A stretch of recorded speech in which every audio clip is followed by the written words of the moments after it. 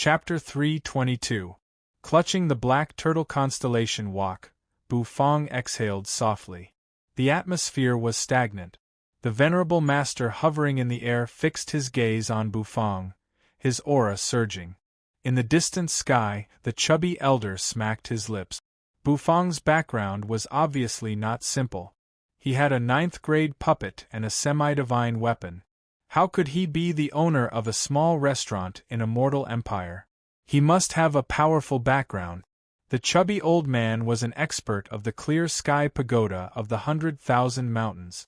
The Clear Sky Pagoda was one of the top forces in the southern region. However, he had never heard of Bu Fong.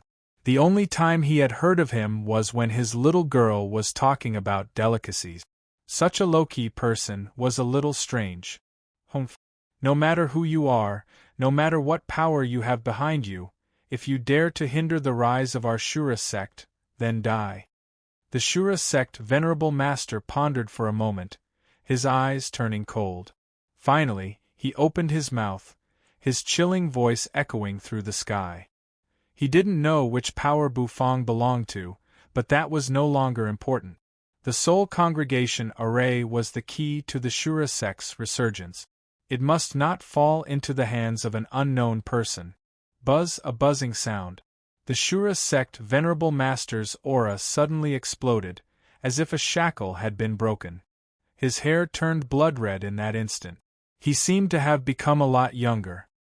His tall and muscular body bounced in the air like a spring, charging at Bu Fong like a cannonball. Xiao Bai's purple eyes flickered. He stood in front of Bu Fong, waving his machete. Instantly, a dense torrent of knife lights poured out. Get lost!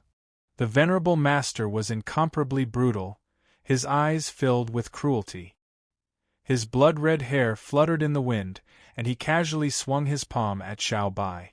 As he swung his palm, black true energy permeated the air, shattering the sky full of knife lights. There was a loud bang.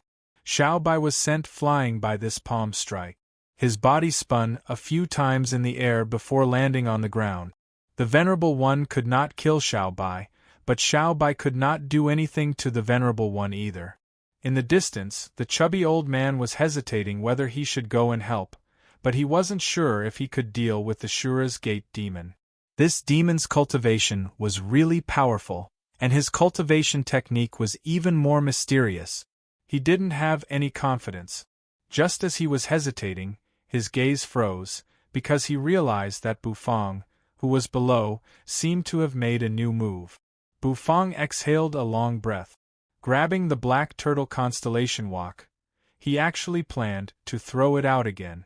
Isn't his walk unable to do anything to this demon? You still want to smash it? The chubby elder widened his eyes. The Reverend sneered and flipped his palm. Suddenly, a surge of vital energy surged and covered his arm. Bu Fong bellowed. Then, he turned around and threw out the golden Black Turtle Constellation Walk once again.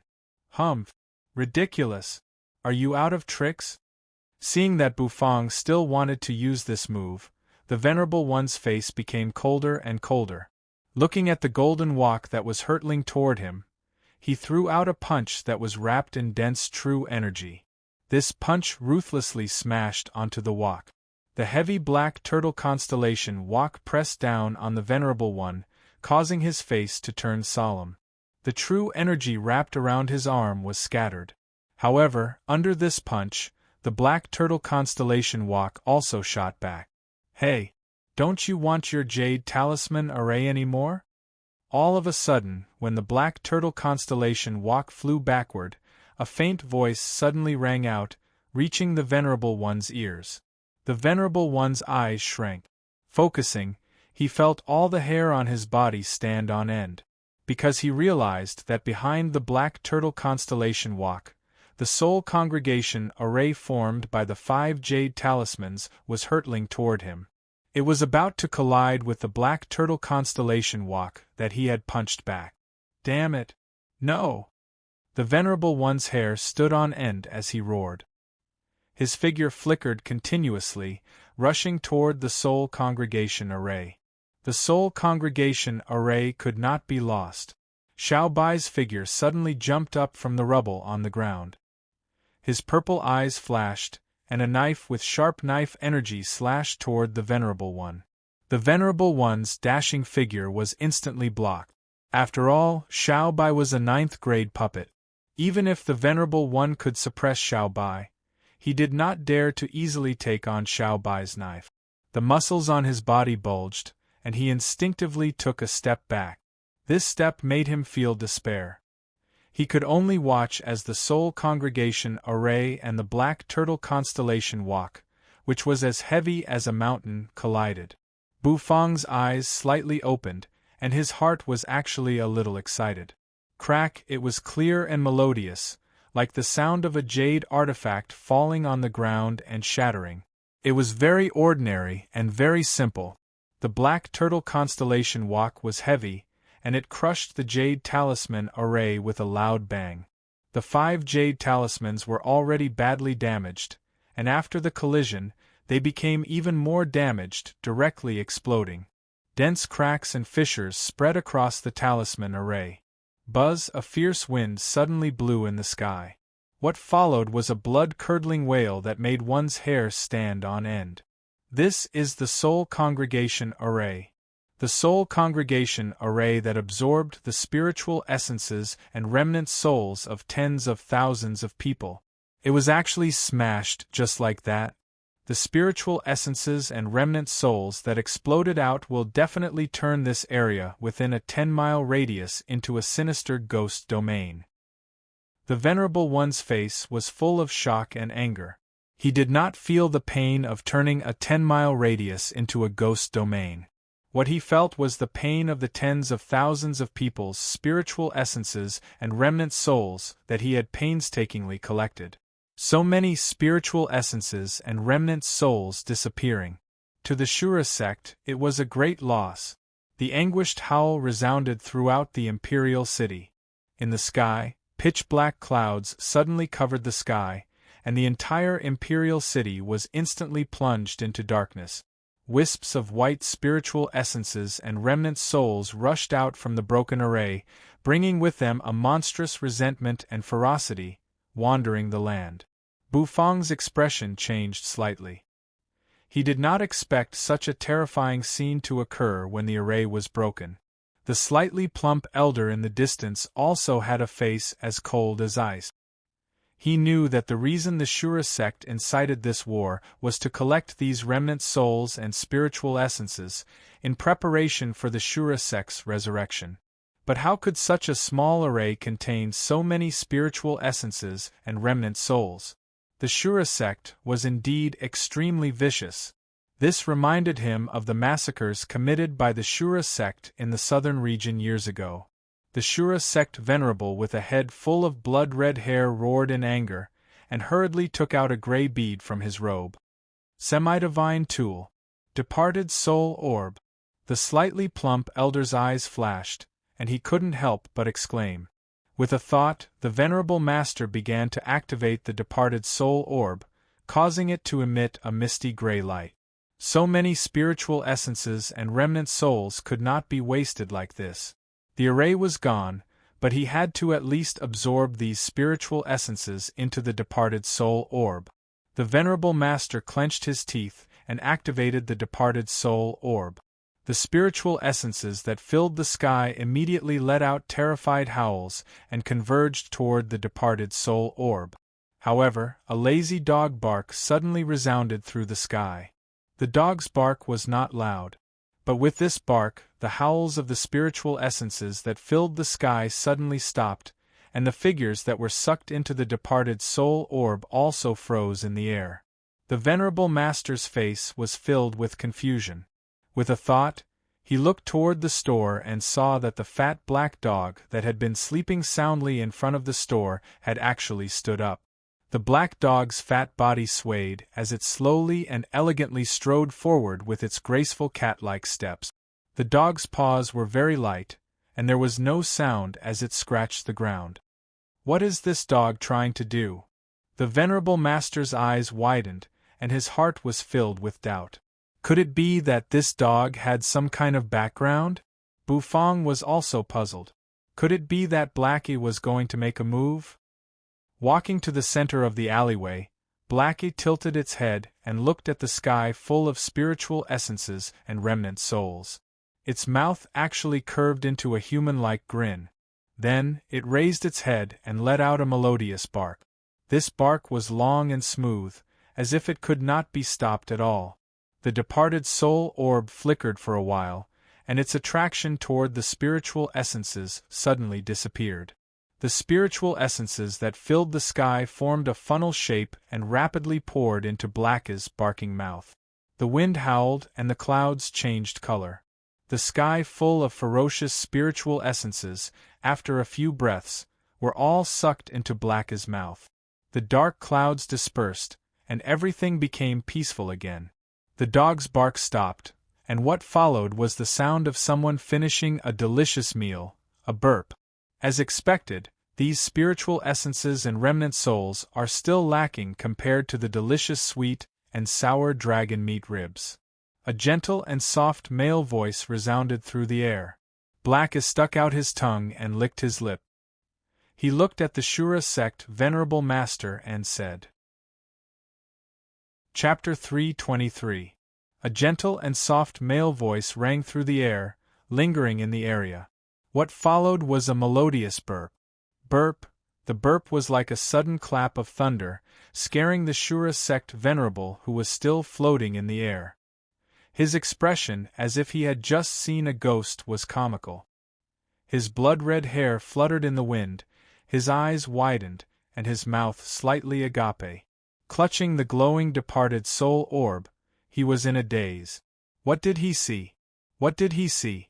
The wailing souls that filled the sky were actually all eaten by a dog. The Shura sect had worked so hard to start a war and collected a soul congregation array, tens of thousands of soul essences, and they were all fed to a dog. Fed to a dog. Why did this dog suddenly appear? Why did this dog eat soul essences instead of dog biscuits? Are you King kidding me? The venerable master felt as if his heart was being torn apart. Those were soul essences, tens of thousands of soul essences, the hope of the Shura sect's rise. How could it be gone just like that? Clutching the departed soul orb, the venerable master was on the verge of going berserk. His angry roar echoed through the air. Surging true energy surged and expanded. Pitch-black true energy gushed out of the venerable master's body like a madman. The venerable master was on the verge of losing his mind. The terrifying amount of true energy was frightening. Hovering in the distance, the chubby elder was secretly delighted to see the venerable master go berserk. But when he felt the venerable master's nearly limitless true energy, he was terrified. Burp, Blackie burped again, grinning. I'm telling the truth. This soul essence has no taste at all. It's not as delicious as the sweet and sour dragon ribs, Blackie said seriously. Bufang felt that the venerable master was in despair. Damn you, dog. Do you know what you ate? You ate the hope of the Shura sect. The venerable master's eyes turned blood-red. He put away the departed soul orb and stared coldly at Blackie, who was standing gracefully on the ground. His blood-red hair fluttered in the wind as a terrifying murderous aura rose to the sky. Little Black raised its head and stuck out its tongue to lick it.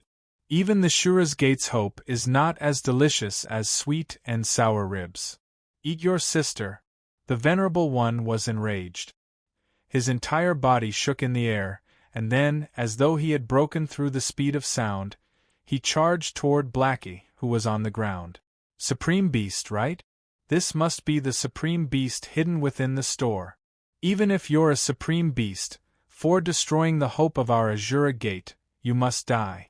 I want you to spit out everything you ate. Roar. The punch was accompanied by surging vital energy. The vital energy condensed and turned into a huge black wolf with blood-red eyes. It appeared behind the venerable. In the distant sky, the chubby old man's mind was trembling. He sensed the terrifying pressure contained in the venerable one's punch. If this punch landed on his body, he would definitely explode. Unstoppable. Bufang watched as the Shura sect venerable fell from the sky like a blood-colored cannonball, and the corners of his mouth twitched. He wasn't the least bit worried about the plump dog's safety. Even though he didn't know Black's true strength, he was confident. Black stuck out its tongue and elegantly raised its dainty dog paw. The black dog paw lightly waved at the spot where the Shura sect venerable was hanging. Then, the phantom of a dog paw appeared in the sky. The phantom of the dog paw wasn't huge.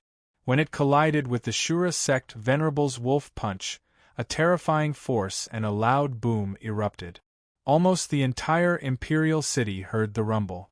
On the city walls of the imperial city, Ji Qingxue and the others stared in the direction of the store in horror. Was this a battle between the Shura sect venerable and the store's supreme beast? This kind of fluctuation was simply terrifying. Outside the city walls, Ji Qingyu, Zhao Mushing, and the others' faces darkened. Sure enough, Bufang's store wasn't as simple as it seemed. Could it be that even the middle stage Supreme Being Venerable One couldn't defeat that dog? Energy surged throughout the Venerable One's body. He punched out, causing his blood-red hair to flutter backward.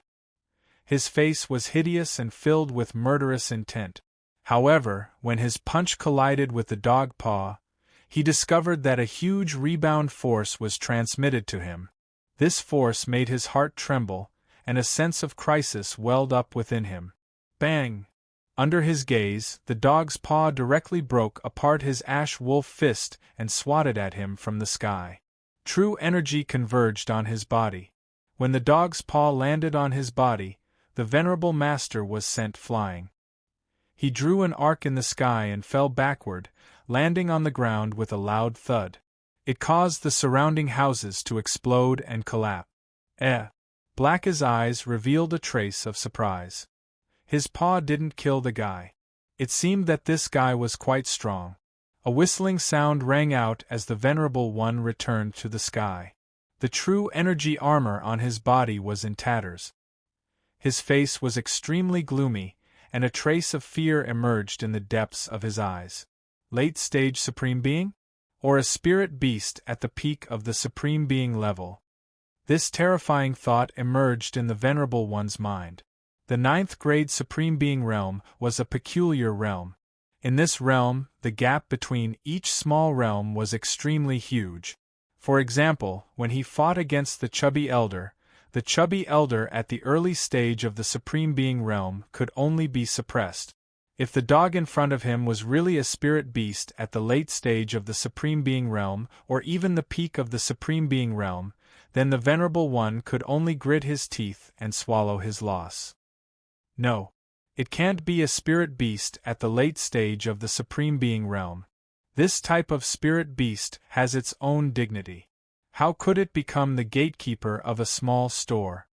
The Venerable One calmed himself down and instantly took a deep breath. He felt that he must have been deceived by the dog's appearance.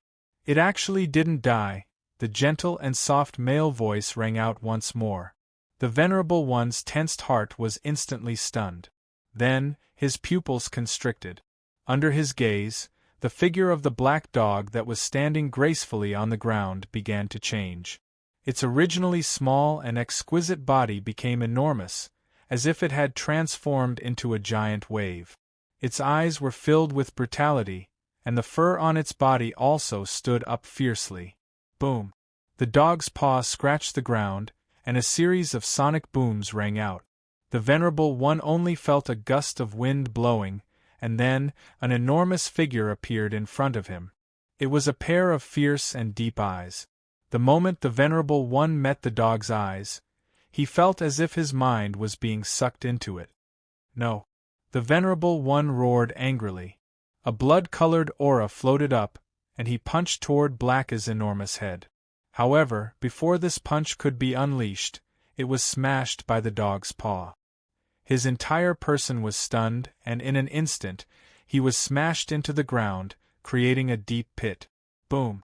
The enormous Blackie landed on the ground, and the ground shook. The Venerable One crawled out of the pit in a sorry state, and there was no longer any will to fight in his eyes. This dog was too terrifying. Bang! Another dog's paw smashed into him, and the Venerable One was once again smashed into the air. He was like a rubber ball crashing into several houses. In a daze, the Venerable One seemed to feel a terrifying pressure approaching. Again, blood dripped from the corner of the Venerable One's mouth. His Supreme Being body was about to be smashed into pieces. With a wave of his hand, he took out several jade talismans. True energy stirred, and these jade talismans were all smashed toward Blackie. As they floated in the air, these jade talismans exploded, and dazzling sparks flickered in the sky above the Imperial City. This was the second time Bufang saw Blackie fight like this, and he didn't expect it to be as hardy as it was before. Supreme Being experts in the middle stage were completely squashed in Blackie's hands. What kind of dog was this Blackie? Bufang was suddenly curious about Blackie's origins. In the distant sky, the chubby old man had long been scared out of his wits. The sudden appearance of Blackie and the Venerable One was completely out of his expectations. This demonic godlike dog was simply deranged. Cough, cough, the Venerable One was coughing up blood, and his body was on the verge of breaking. That dog's paw slapped down again and again, leaving him with no way to resist. He felt powerless. He felt that this dog was definitely toying with him. Toyed with by a dog powerless to the extreme, he finally crushed the last jade talisman. As soon as the jade talisman was crushed, a seemingly ancient sword intent awoke. A blood-colored sword energy converged in the sky. It turned into a giant blood-colored sword. This is the Shura sect sword. No, it's the Shura sect sword intent. The chubby elder from the Clear Sky Pagoda was terrified. The Venerable One laughed as he coughed up blood. His eyes were filled with murderous intent as he stared at the giant dog. This sword intent was the Shura sect overlord's sword intent, the sword intent of their Shura sect's semi-divine tool, the Shura sect sword. This sword intent was enough to kill any late-stage Supreme Being expert. You dog! Go to hell! The Venerable One glared at Blackie and bellowed. Blackie raised its head and looked at the Shura sect sword intent hanging above its head. Then, it glanced at the Venerable One who was laughing maniacally. Noisy! Boom! The dog's paw swept across the Venerable One's laughing body. This time, it didn't send him flying, but directly smashed him into pieces. The Shura sect Venerable, a mid-stage Supreme Being expert, was dead. Chapter 324. The Shura sect Venerable was dead. Slapped to death by a dog's paw. The chubby elder stared blankly at the scene. It was as if his soul had flown out of his body. He stared at the Venerable who had been smashed to smithereens, his heart filled with disbelief. That was the Shura sect Venerable, a mid-stage Supreme Being warrior, a high-ranking member of the Shura sect, the man who stirred up the entire southern region. Such a powerful man was actually slapped to death by a dog that had never been heard of in the southern region. The Venerable, who had suppressed him to the point where he didn't even dare to breathe loudly and stood proudly in the sky, was now reduced to a pile of smithereens. This dog was simply too brutal. When the chubby elder regained his composure, he looked at the black dog with terror in his eyes. His entire body trembled uncontrollably. Even the Shura sect sword will that gathered in the sky and emitted a terrifying might paled in comparison to the terror of the black dog. What kind of opponent did the Shura sect provoke this time? The death of the Venerable was definitely an earthquake for the Shura sect. No, it was an earthquake for the entire southern region. Bufang was also a little dumbfounded. He did not expect that the Venerable, who was previously acting so arrogant, would actually be swatted to death by Blackie. It was as if he was swatting a fly. This Venerable was really straightforward. Buzz, a buzzing sound rang out. Then, a wave of energy erupted from the spot where the Shura sect Venerable was smashed to smithereens. This energy wave was extremely violent, as if it was about to shatter the space. A wisp of white spiritual essence and remnant soul sprang out from the smithereens. It was the remnant soul of the Shura sect Venerable. The remnant soul's face was filled with shock and anger. It roared soundlessly, its body contorted and its face twisted. A suction suddenly came from the smithereens. The ash-gray departed soul orb suddenly floated up. The Venerable's spiritual essence and remnant soul were instantly sucked into the orb with a face full of terror. The orb twisted and finally swallowed up completely. This time around, the Venerable One was truly dead. The blood-colored clouds were tumbling. Layers of thick blood-colored clouds gathered and piled up together, converging into a blood-colored longsword. The dense sword will was hanging in the sky. The Shura sect sword will, so red that it looked as if it was about to drip blood, was pointed at Blackie. The sharp sword will almost overturned the entire ground. Outside the imperial capital, the blood guard who was recuperating suddenly opened his eyes and rushed out of his healing position in a panic. He stood in front of the army and stared at the Azura sword will hanging in the sky. His pupils gradually shrank and a look of fear appeared on his face. Azura sect sword intent. Lord Venerable was actually forced to use the Shura sect sword intent? The blood guard sucked in a breath of cold air. Ji Qingyu and Zhao Mushing also felt a chill run down their spines. Riding on their spiritual steeds, they couldn't help but take a small step back. Perhaps even the Shura sect Venerable could do nothing to Bufang. Vast border city. Inside the gloomy iron tower, the masked high priestess suddenly opened her eyes. She felt a shiver run down her spine, as if something bad was about to happen. With a wave of her hand, several jade talismans floated into the sky. Her slender fingers formed a seal, and she began to calculate the talismans. However, the more she calculated, the more intense the fear in her eyes under the mask became.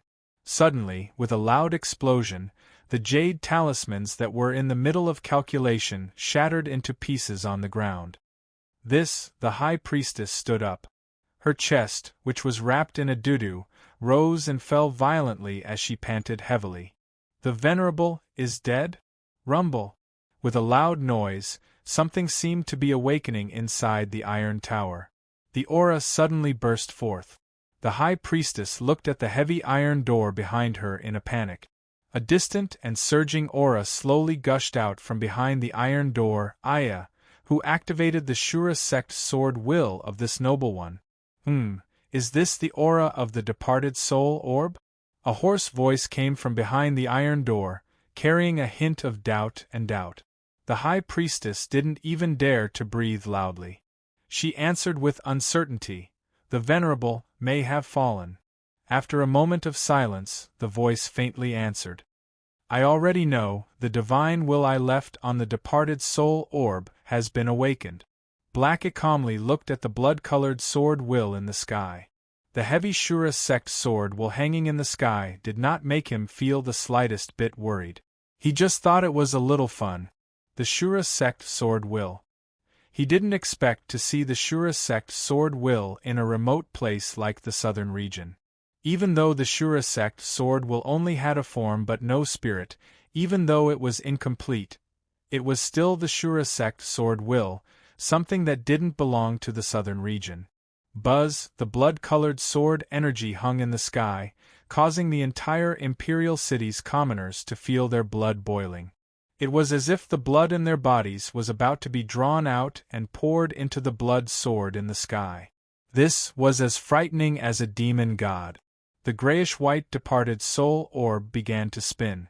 After absorbing the soul essence of the venerable being, the departed soul orb lit up.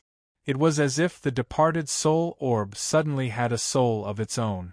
It actually began to nimbly wander in the air. A huge, grayish figure burst out from the departed soul orb. It covered the sky and the sun, exerting an almost stagnant pressure on everyone. This pressure caused the chubby old man's face to turn pale. The Shura sect overlord, Duan Ling. The chubby elder swallowed a mouthful of saliva, his eyes filled with terror. This was a nightmarish name, a name that lingered above the heads of all the forces in the southern region. Could it be that this person had already been revived? The huge shadow's eyes were high and mighty, carrying with them an indifferent coldness. This gaze swept across the crowd and finally landed on the gigantic Blackie. Their gazes collided in the air. "You killed the Shura sect venerable? You've got guts!" A thunderous roar reverberated in the sky. Then, the gigantic shadow that resembled a demon god casually waved his hand and grabbed the blood sword hanging in the sky. The sword will on the Shura sect sword burst forth with unparalleled sharpness. Everyone in the imperial city was unable to withstand this pressure, their faces flushed red. "Die, accompany the venerable in death." With a casual wave of his hand, the gigantic blood sword rumbled and poured toward the gigantic Blackie. The corners of Blackie's mouth curled up, revealing a human-like disdain. He took a deep breath, then looked at the Shura sect sword while slashing toward him, and let out a loud bark. "Woof!" This bark resounded throughout the entire city, so much so that even Ji Qingyu's army outside the imperial city could hear it. When the spirit beasts that Ji Qingyu and Zhao Mushing were riding heard this bark, they were startled and immediately knelt down on the ground. Ji Qingyu and Zhao Mushing felt themselves being lifted off their horses. Their expressions were ugly and filled with fear. Then, something even more frightening happened. The frightening blood sword hanging in the sky, under the dog's bark, shattered inch by inch, turning into blood-colored particles that permeated the sky and were dispersed by the wind. The gigantic shadow suddenly trembled and then condensed into the departed soul orb, making the departed soul orb look like a star in the night sky. It suddenly streaked across the sky and shot into the distance. That speed surpassed the speed of sound. Blackie stopped barking and licked his mouth. With a click of his tongue, his figure shrunk and finally transformed into a lazy, plump dog. Blackie didn't care about the departed soul orb that was taken away. To him, the departed soul orb wasn't even as attractive as Bufang's sweet and sour ribs. Striding elegantly like a cat, Blackie returned to the store. Bufang looked at it as if he was looking at a monster. Blackie rolled its doggy eyes and proudly snorted. Then, it continued to lie in front of the store's entrance, and fell into a deep sleep. It seemed as if it couldn't get enough sleep. Bufang looked at Blackie, who had calmed down, and let out a sigh of relief. He looked at his surroundings. The surroundings had almost been razed to the ground. Other than the building where the store was located, all the other buildings had been destroyed in a single day. It was as if a small piece of the imperial city had been flattened. It was a ghastly sight. At this moment, the chubby old man sat on the ground. He couldn't feel the rubble on his buttocks anymore. He didn't dare to look at Fong Fong's little store the same way he used to a mysterious young chef, a ninth-grade puppet, and a terrifyingly fat dog. Even in the southern region, this force was at the top. Blackie, who was lying on the ground, suddenly twitched its nose. Then, it opened its drowsy eyes and looked into the distance. A chubby old man was glaring at it. The chubby elder felt the gaze of the black dog, and his whole body stiffened. He smiled awkwardly, then turned around and crawled away. Outside the gates of the imperial city, the supreme being warrior of the 100,000 mountains had returned. His face was full of shock, and he brought with him a piece of shocking news. The invincible Shura sect venerable, who was so powerful that it made people shudder, was dead. He was killed in the process of causing trouble for Fong Fong's little store. When Ji Qingyu and Zhao Mushing heard this news, both of them were dumbfounded. Chapter 325. A beam of light streaked across the sky at an astonishing speed, bringing with it an ear-piercing sonic boom that made people's eardrums vibrate uncontrollably. This stream of light burst out from the light-wind imperial capital. It did not stop at all along the way as it swept past several cities. Everyone in the cities raised their heads in surprise to see the beam of light streaking across the sky. Amidst the mountains, a buzz-cut silhouette dashed out. The true energy on this silhouette was spiraling like a dragon, exuding an imposing aura. His galloping figure suddenly came to a halt. He raised his head to look at the sky and sensed a beam of light flashing past. Looking at the beam of light, his eyes were suddenly filled with doubt. What is that? It seems to be coming from the direction of the light-wind Imperial City. The buzz-cut man frowned and thought to himself. He had been speeding toward the light-wind Imperial City from the illusory spirit swamp because he had received news that the Shura sect demon had colluded with the rebel army and was approaching the Imperial City. There seemed to be a 9th-grade supreme being among the Shura sect demons, and the Imperial army was no match for them. If he did not hurry, the Imperial City might be flattened by this Shura sect demon. Taking a deep breath, he once again displayed his movement technique and sped toward the Imperial City. His figure streaked across the sky, creating sonic booms. At the Supreme Being realm, one's flying speed could already reach the speed of sound. Both Ji Qingyu and Zhao Muxing's faces were filled with terror. When they heard the news of the Venerable's death, they once again recalled the terror of Fong Fong's little store, and the fear of being dominated by that store surfaced in their minds. As expected, the bad premonition in their hearts once again became reality. That damned store was not flattened, and something even more horrifying happened. The Shura sect's 9th-grade Supreme Being was killed. The Venerable died just like that? Zhao Muxing muttered in a daze. At the same time, his heart was filled with fear, but at the same time, a trace of unwillingness welled up in his heart. He was really unwilling. He had always wanted to take revenge. Previously, he was injured by Bufang, and he was even expelled from the Imperial City. He wanted to settle all these debts with Bufang. He thought that with the help of the Shura sect Venerable, Bufang would have to bow down obediently. However, reality was always so cruel, giving him another ruthless slap in the face. This time, his heart of vengeance was smashed to pieces. Even a Supreme Being was killed in the store. What qualifications did he have to get back at Bufang? If he were to face the Supreme Beast of the store, he would most likely be obliterated within minutes. Ha ha! When Ji Qingxue heard the news, he couldn't help but burst into laughter after the initial shock.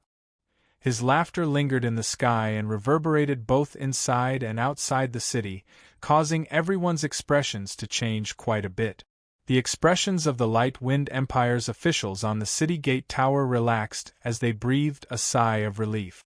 Xiao Yu and Xiao Meng looked at each other and saw the relief in each other's eyes. Xiao Meng's pale face even looked a little better. On the other hand, everyone in Ji Qingyu's army turned pale. Even the holy emissary in their hearts had been defeated. How could they possibly break through the Imperial City? In the past, they were invincible because of the holy emissary. But now that the holy emissary, who made them invincible, was dead, how could they continue to be invincible? Without any hesitation, Ji Qingyu immediately ordered his troops to retreat. A loud crash resounded. Ji Qingyu's army under the city wall retreated in an orderly manner, far away from the Light Wind Empire. The 2 blood guards in Ji Qingyu's army were dumbfounded. How could this be? How could a Venerable die? Didn't that store only have a 9th-grade puppet? Even though that puppet was strong, it was only evenly matched with them. With the cultivation level of a Supreme Being in the intermediate stage, shouldn't the Venerable be able to suppress that puppet? As for that black walk, no matter how strange it was, a black walk thrown by a 6th-grade battle emperor wouldn't be able to kill a Supreme Being. I must have heard false news. The blood guard with a broken arm bellowed and coughed out a mouthful of blood. His face was filled with malevolence. However, the truth made them despair. Because the chubby elder from the Clear Sky Pagoda had come out, but their Venerable had not. This meant that the elder from the Clear Sky Pagoda was telling the truth. Describing the current state of Ji Qingyu's army as a defeated army was inappropriate, but it was close enough. Every soldier's morale was at an all-time low. Their faces lacked the will to fight. It was obvious that the death of their venerable was a huge blow to their morale. Ji Qingxue didn't follow up with another attack, because he didn't have the capital to do so. Even though Ji Qingyu's army had retreated, they weren't defeated by his troops. Instead, they were scared off by Owner Bu, who didn't even show his face. There were still many Shura's Gate experts in Ji Qingyu's army. Even if Ji Qingxue chased after them, he might not be able to annihilate Ji Qingyu's army. If Ji Qingxue were to launch a last-ditch counterattack, Ji Qingxue might not be able to handle it. But even so, above the imperial city's city gate, waves of cheers rang out. They were all sharing the joy of victory. Of course, there was someone among them who was embarrassed. It was Elder Sun from the godly temple of the Wildlands. After all, he was the one who wanted to hand over Bu Fang to the enemy in order to buy time for the warriors from the godly temple of the Wildlands to arrive. Elder Sun's face darkened as he couldn't help but let out a cold snort. Even though the final result was out of his expectations, he firmly believed that his previous decision was correct. After all, if the Supreme Being from the godly temple of the Wildlands arrived, the imperial city would still be saved. He was that confident. Zhang Kong coughed out blood. His injuries weren't that serious. His face was also filled with joy and surprise. The image of a giant black dog appeared in his mind. The image of that black dog slaughtering countless warriors was still lingering in his mind. It was likely that this time that black dog had made a move. Ji Qingxue retreated from the city gate with his army. They didn't return to the main hall. Instead, they hurried toward Fang Fang's little store. Before they even got close to Fang Fang's little store, they all sucked in a breath of cold air. Looking at the flattened ruins in front of them, their hearts trembled. Just how intense was this battle? Nearly a third of the capital had been flattened. Countless commoner houses had been turned into ruins in this battle, turning into rubble that covered the ground. Many homeless commoners were helplessly hiding in the distance. Ji Qingxue's joyful mood instantly disappeared. This level of battle was beyond his imagination. If this kind of battle were to happen a few more times, his imperial city would be destroyed without the need for Ji Qingyu's army to attack. After instructing his soldiers to comfort the homeless civilians, Ji Qingxue personally led a few people toward Bu Fang's store. Among the ruins, only the building where Fang Fang's little store was still standing. Not a single brick or tile was broken. It was simply a miracle. At the entrance of the store, a fat black dog was lying on the ground, snoring loudly. A slender figure was grabbing onto the door, intending to close it. When Xiao Xiaolong and Ouyang Xiaoyi walked out, they were also stunned by the scene in front of them. Owner Bu, thank you for your help. Otherwise, Qingfeng would have been in danger. As soon as he saw Bu Fang, Ji Qingxue strode toward Bu Fang, cupping his hands and sincerely thanking him. Behind him, the civil and military officials were all astonished. They looked at Bu Fang as if they were looking at a monster. Even though they knew that this store had a powerful background and was not to be underestimated, to be able to kill even a Supreme Being expert, this was absolutely terrifying. No need to thank me. It was that old man who came to the store to cause trouble. You know, the store doesn't like people causing trouble. Those who cause trouble usually don't have a good ending, Bu Fang calmly said as he stopped what he was doing and turned around to look at Ji Qingxue. Ji Qingxue nodded, but he still insisted on thanking Bu Fang. After all, without this store, Ji Qingyu's army, which had a Supreme Being and 2 blood guards at the peak of half a step into the Supreme Being realm, would have been completely unstoppable. Even though 1/3 of the Imperial City was turned into ruins in this battle, it was not a problem to rebuild a ruined city. After exchanging a few words with Ji Qingxue, Bu Fang didn't say anything else and closed the store's door. Ji Qingxue and the others took a deep breath and returned to the main hall of the imperial palace. Once Ji Qingxue returned to the main hall, he didn't have any time to rest. He immediately ordered the officials to rebuild the city after the battle. Even though the current crisis had been averted, the people of the imperial city were anxious and needed to stabilize the situation. This was especially true for the 1/3 of the imperial city that had been flattened. They needed to immediately send more people to rebuild it. Amidst the tense atmosphere of the reconstruction, the Supreme Being experts of the Godly Temple of the Wildlands and the White Cloud Villa finally arrived at the imperial city of the Light Wind Empire. When Elder Sun saw the Supreme Being experts of the Godly Temple of the Wildlands, his eyes became moist. He finally had some confidence. Chapter 326. The Supreme Being of the White Cloud Villa was a man with a buzz cut. His face was as sharp as a knife and he exuded an austere aura. His eyes were like lightning, filled with sharp sword energy.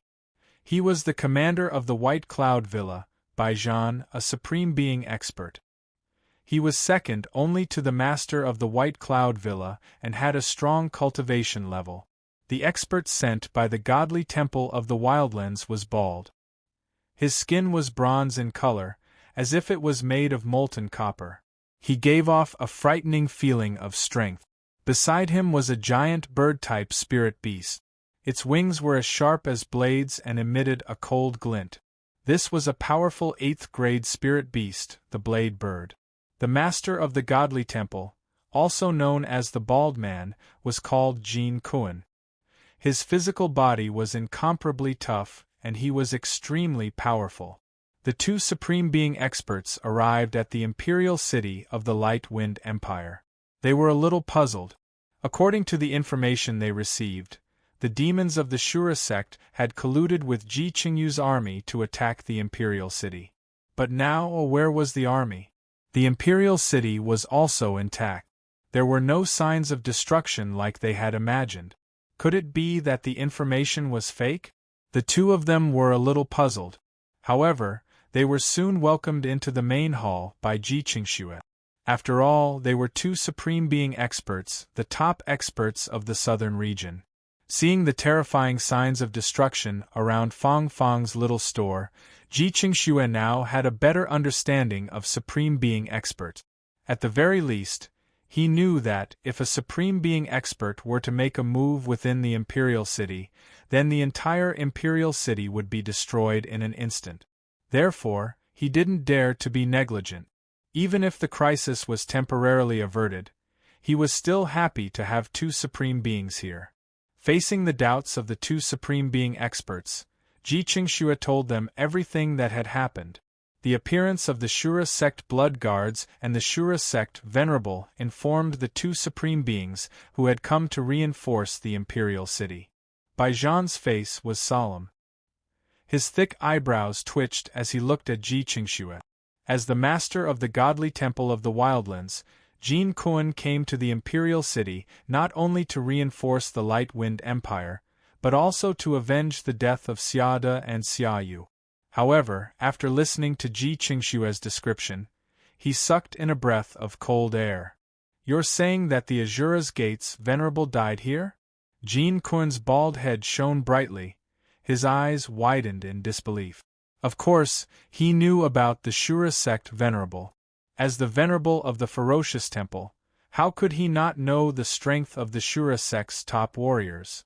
That was a true Supreme Being. Not to mention, he was at the Supreme Being middle stage. Even he did not have the confidence to defeat him. However, such an existence had actually fallen in front of an unremarkable store in the Light Wind Imperial City.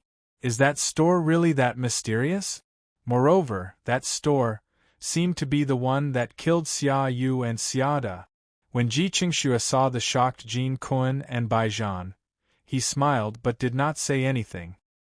He knew that it would be difficult for the two of them to digest this news. Thus, he did not say much and only arranged a place for the two experts to stay before leaving.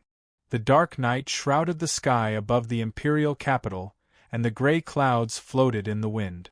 2 crescent moons were faintly discernible in the gray clouds, like 2 shy and timid girls. The imperial palace's courtyard was brightly lit. In the courtyard were the warriors of the White Cloud Villa resided. Baijan looked at the pale-faced Zhang Kong before him. After listening to Zhang Kong's narration, his originally calm mind began to tremble again. So, what the emperor said was all true. That store really injured the 2 blood guards and killed the Shura's Gate's venerable? Baijan's thick eyebrows knitted together as he inhaled a breath of cold air. Zhang Kong nodded with a bitter smile. The chief commander had asked this question 3 times. Even though the news was hard to believe, it was the truth. That store is unbelievable. When I first came to the Light Wind Imperial City, the young miss specially asked me to take care of this store. Now, it seems like the young miss's concern was unnecessary, Baijan said. Hearing Baijan mention Wu Yunbai, Zhang Kong squinted his eyes and asked, Chief Commander, the young miss should be on her way to the Serpent Men tribe's city by now, right? Is it really all right for her to meet the Serpentine Sovereign? Don't worry. Even though the Serpentine Sovereign is a warrior of the Serpent Men tribe, he is still a man of principle. He won't harm the young miss for no reason. However, we need to keep an eye on that store. Since it was able to kill a Supreme Being warrior, it must be a force to be reckoned with in the southern region. Come with me to that store tomorrow. All right. I want to see what's so special about that store that was able to kill Ashura's Gate Venerable. In the courtyard where the warriors of the godly temple of the Wildlands resided, Elder Sun moved to Jean Kuen's side with a face full of grievance. He kept saying something to Jean Kuen with a frown on his face. He looked very wronged and ugly. Jean Kuen sat boldly on his seat. His expression became uglier and uglier as he listened to Elder Sun's complaints. That's too much. Does this store think it can be lawless just because it killed Ashura's Gate Venerable? The resources of our godly temple of the Wildlands is not something he can resist. Not only did he kill 2 warriors of our godly temple, he even dared to ridicule our godly temple of the Wildlands. I think the owner of this store has a death wish. Jean Kuen's voice was extremely cold. He slammed his palm on the table beside him. True energy burst forth from his palm, and the table was instantly reduced to dust. Elder Sun looked at the enraged Jean Kuen, and his face was filled with righteous indignation. That's right, Temple Master, we can't let this kid off. We must make him apologize to our godly temple of the Wildlands. Tomorrow we will go to that store and see what's so special about it. Temple Master, are you going to make a move? This kid is asking for a beating. You will definitely make him kneel down and beg for mercy. Elder Sun said excitedly. Jean Kuen shot a doubtful glance at Elder Sun and rolled his eyes. Do you think I'm an idiot? Even Ashura's Gate Venerable was slaughtered after finding trouble with that store. I'm not an idiot. Why would I go there to court death? The joy on Elder Sun's face froze. What did he mean? That wasn't what you said just now? Didn't you say that you would help the godly temple of the Wildlands regain its dignity? Tomorrow we will go to that store to see what's going on. Didn't you say that the store's dishes were delicious? Let's have a taste first before making any further plans. After all, that store has a supreme beast capable of killing a supreme being. We should take our time to think about it. Even though Jean Kuen had a boorish appearance and seemed to be all brawn and no brains, he was actually a very cautious person. Being able to sit in the position of Temple Master naturally meant that he wasn't a simple person. The godly temple of the Wildlands wasn't a peaceful place. The competition between the 3 sub-temples was extremely intense. Ji Qingyu's troops had retreated. The tense atmosphere in the imperial city dissipated in an instant and the city became much more peaceful. The reconstruction after the disaster continued. Ji Qingxue spent a large amount of manpower to repair and rebuild the destroyed area. Early morning, When Bufang opened the door and the first ray of sunlight shone down from the sky, Bufang was a little dazed. In the past, there was an alleyway blocking the sunlight, so he rarely felt this kind of light. When the door opened, there was an empty space in front of him. It gave Bufang a strange feeling. Everything around him was flat ground and ruins. The buildings around the store had basically collapsed. The owner of the Immortal Phoenix restaurant, Qian Bao, was the most devastated. Because his restaurant was not far from Fang Fang's little store, it was also destroyed in the aftermath of the battle and turned into a pile of ruins. His heart was bleeding. That was the fruit of his life's work, yet it was destroyed just like that. Fortunately, the people of the Immortal Phoenix restaurant were all fine. As long as they were still alive, he could continue to make a comeback. He had already found a good location in the Imperial City and would soon begin the reconstruction of the Immortal Phoenix restaurant. The location was naturally as far away from Fang Fang's little store as possible. He didn't want it to be destroyed again. If that happened, he would really die of heartache. When the fragrant sweet and sour ribs was placed in front of Blackie, the eyes of the plump dog immediately lit up and it started eating from the porcelain bowl. Bufang pulled over a chair and leaned against the entrance of the store. As he curled up on the chair and looked at the empty front of the store, his heart became somewhat calm. He was thinking about the temporary mission for the 10,000 bestial flames, and he seemed to be in a daze. As for Xiao Xiaolong, he had arrived at Bufang's store early in the morning and was practicing his culinary skills in the kitchen. As the warm sunlight shone on his body without any obstruction, he felt so comfortable that he wanted to doze off. He closed his eyes and was extremely satisfied. When the sound of footsteps rang out and the gravel on the ground creaked, Bufang opened his eyes.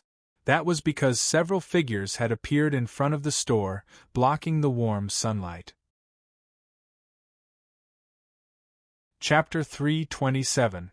The 10,000 bestial flame was introduced by the system as a heaven and earth obsidian flame. The importance of this heaven and earth obsidian flame was self-evident to Bufang. Only by obtaining this heaven and earth obsidian flame would he be able to use it to power the heavy black turtle constellation walk. As a part of the god of cooking set, the black turtle constellation walk was naturally very powerful. Bufang was looking forward to the taste of the dishes cooked with the black turtle constellation wok. He was sure that it wouldn't disappoint him. Bufang's eyes were somewhat blank, and he seemed to be in a daze as he curled up on the chair. Sounds of gravel rubbing against the soles of feet rang out. Several figures stood in front of Bufang, blocking the warm sunlight. Bufang's dazed eyes slightly moved, and he came back to his senses. Bufang looked at the 4 figures in front of him. They weren't strangers, and they were even somewhat familiar. Elder Sun looked at Bufang awkwardly, and he didn't know what to say. Previously, he had arrogantly threatened Bufang to obediently hand over the item that the Shura sect warrior wanted. At that time, he thought that Bufang would be crushed by the Shura sect warrior. Who would have expected that the roles would be reversed, and the one who would be crushed wasn't Bufang, but the damned Shura sect warrior. Zhang Kong looked at Bufang once again, and his heart was filled with a myriad of emotions. He had always been afraid of this store. Ever since he experienced that terrifying massacre, he understood how terrifying this store was. It was definitely not an existence that he could afford to provoke, regardless of whether it was the 9th-grade puppet or the harmless fat supreme beast lying at the entrance. That fat dog was definitely an expert at disguising as a pig to eat a tiger. Who would have thought that a fat guard dog would actually be the terrifying supreme beast?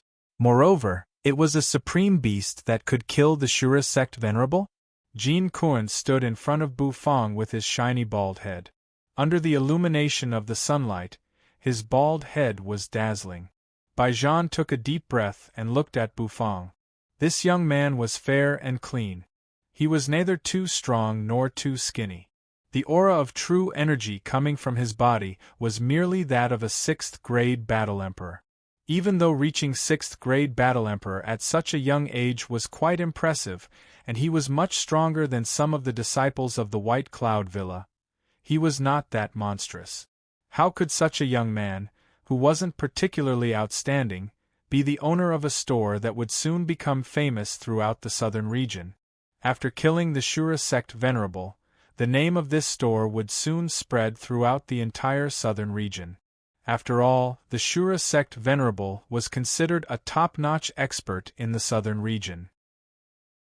The fall of such an expert was definitely a huge matter that could shake the entire southern territory. Bufang stood up from his seat. He didn't expect that someone would come to eat today. After all, the current situation of the store was somewhat awkward. Due to the battle the previous day, the surroundings of the store had been turned into ruins. The influential officials of the imperial city were all frightened to the point that they didn't dare to come to the store. However, Ouyang Xiaoyi still happily came to the store. As one of the oldest employees in the store, Ouyang Xiaoyi knew how powerful Fang Fang's little store was. She had long since become accustomed to such occurrences. Therefore, she remained calm and continued doing what she was supposed to do. "Those who want to eat, please come in," Bufang calmly said. He stood up and walked toward the store. Jin Kun and Baijian glanced at each other before walking into the store. The moment they entered the store, they felt that it was different from the empty ruins outside. The interior of the store gave them an extremely comfortable feeling. This feeling filled their hearts with warmth. The rich aroma of food wafted within the store, causing Jin Kun and Baijian to slightly raise their eyebrows. Is this the 5 Stripes Path Understanding Tree? Baijian discovered the 5 Stripes Path Understanding Tree placed in the corner of the wall. After the 5 Stripes Path Understanding Tree experienced its first blooming, it calmed down and didn't make any movements for a long time. Apart from the unique fluctuations it was emitting, Bufang almost thought that this tree had been killed by his dragon blood rice soup. As expected of a store that could kill a Shura sect Venerable. Its resources are indeed incredible. This 5 Stripes Path Understanding Tree is extremely rare in the Southern Territory. It is a precious item. Baijian raised his thick eyebrows and exclaimed. Jin Kun also clicked his tongue in wonder.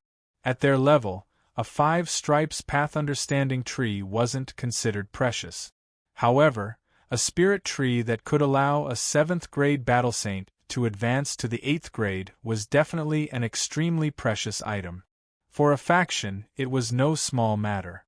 Ordinary factions might not even have one, but this store, which was only used for eating, actually had a 5 Stripes Path Understanding Tree as a potted plant.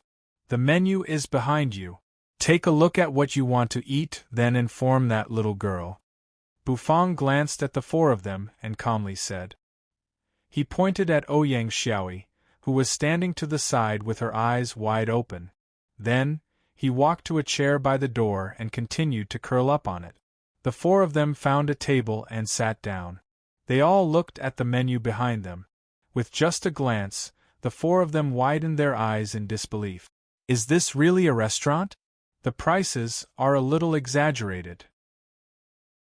Baijian's thick eyebrows furrowed as he said. He was a 9th grade supreme being, so he naturally didn't lack crystals. However, he couldn't be ripped off for no reason. Great Commander, you might not know this, but the prices of this store's dishes have always been like this. Because owner Bu's dishes are worth this price, Zhang Kong said. He had come to the store several times, so he had a better understanding of the taste of the store's dishes. He conveniently introduced them to everyone.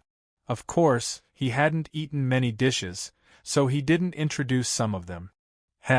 I, Jin Kun, haven't tasted the secular world's dishes for a long time since I stepped into the Supreme Being realm. This time, I'm going to eat to my heart's content. Jin Kun slapped the table and laughed. However, his laughter soon stopped. That was because his slap wasn't an ordinary slap. He wanted to leave a palm print on the table, but he realized that his slap had landed on the table instead. The wooden table didn't move an inch. What was going on? Bufang, who was curled up on the chair, suddenly moved. He turned his head to look at the bald-headed Jin Kuan. "You want to cause trouble?" Bufang asked expressionlessly. Jin Kuan squinted his eyes and looked back. However, he didn't say anything and only snorted in fear. This store was indeed a little interesting. Even though he did not use any true energy just now, he was still a supreme being expert after all. When he slapped the table with his palm, an ordinary table would have already turned into powder. However, not even a palm print was left on this table. "Since you don't want to cause trouble, let's order the dishes." It seemed like the other party didn't want to cause trouble. Bufang curled his lips and said those words. He then continued to curl up in his chair.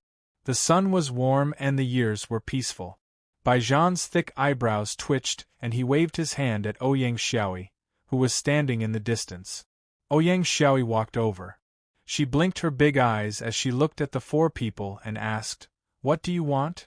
This girl was actually a 5th grade battle king. Baijan didn't pay attention to her at first.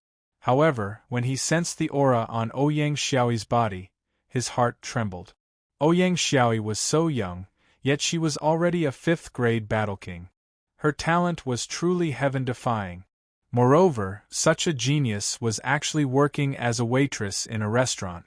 It was truly a waste. "You order the dishes, uncle." Being stared at by Baijan, Ouyang Xiaoyi's face immediately became unhappy. She snorted and said with a sullen face. Zhang Kong couldn't stand it anymore. He nudged Baijan's arm with his elbow, causing the latter to come back to his senses. Baijan was also somewhat embarrassed. However, his gaze when he looked at Ouyang Xiaoyi was somewhat passionate. If he could take such a genius as his disciple, it wouldn't be long before another supreme being appeared in the southern region. However, this matter wasn't urgent. He could take it slowly after he finished eating the dishes. Jin Kuan could naturally see that Ouyang Xiaoyi was extraordinary. However, he wasn't interested in her. After all, the ferocious hall cultivated the fleshly body, which wasn't suitable for this girl. "Give me a portion of all the dishes." "What is this Frost Blaze Path Understanding brew? Why is it so expensive?" Baijan muttered to himself for a long time. In the end, he actually ordered all the dishes. As expected of a wealthy and imposing supreme being expert, the ears of Bufang, who was enjoying the tranquil life in the distance, suddenly twitched. Ordering all the dishes, this was a big deal. Bufang was elated as he turned his head around. Jin Kuan stuck out his tongue and licked his lips. He laughed heartily and said, "I'm not used to ordinary bland food. If you have something flavorful, bring it to me." Ouyang Xiaoyi was taken aback. This was the first time she heard a customer request for something flavorful. Flavorful? Then you want it spicy? While Ouyang Xiaoyi was still puzzled, Bufang walked over and said, "That's right. I want it spicy. If it isn't spicy enough, I won't feel good. I heard that the dishes of your store are very delicious. However, if you can't make a dish that satisfies your customers, it will damage your restaurant's reputation." Jin Kuan looked at Bufang with a faint smile. It seemed like he was provoking him. The experts of the Wildlands loved spicy food. Especially the experts of the Ferocious Hall, they were people with heavy taste. Bufang remained expressionless in the face of Jin Kuan's provocation. He shot a glance at the latter and then turned around. Bufang raised his hand and patted Ouyang Xiaoyi's head. Then, he walked toward the kitchen. Ouyang Xiaoyi's eyes immediately lit up. Was Owner Bu going to cook personally? Humph! That baldy actually dared to provoke Owner Bu. Just wait for Owner Bu to slap his face. Owner Bu's culinary skills were beyond the imagination of ordinary people. However, she really couldn't imagine what kind of spicy food Owner Bu was going to cook. Mapo tofu? That was possible. However, mapo tofu wasn't spicy. Instead, it was numb and refreshing. After walking into the kitchen, Bufang asked Xiao Xiaolong, who had a calm expression, to stop his training. Xiao Xiaolong's complexion hadn't been good for the past few days. After all, Xiao Meng was seriously injured. It would be strange if he was in a good mood. However, he still insisted on coming to the store to train. This made Bufang quite satisfied. It was a pity that Bufang couldn't help with Xiao Meng's injuries. Bufang looked at Xiao Xiaolong and said in a serious tone, "Come and be my assistant. Cook all the dishes once and watch them carefully. This is a rare opportunity for you to learn." Xiao Xiaolong's eyes lit up and he nodded. He knew that Bufang was guiding him. Then, Bufang turned around and faced his stove. A wisp of green smoke curled around his hand and the dragon bone kitchen knife appeared in his hand. Chapter 328. Bufang held the dragon bone kitchen knife in his hand and twirled it around, picking up the ingredients on the stove. Then, he swung the knife down and, like a shooting star, the ingredients were all prepared. Xiao Xiaolong started to cook in an orderly manner on his own stove. After practicing for a long time, he already had a deep understanding of some dishes.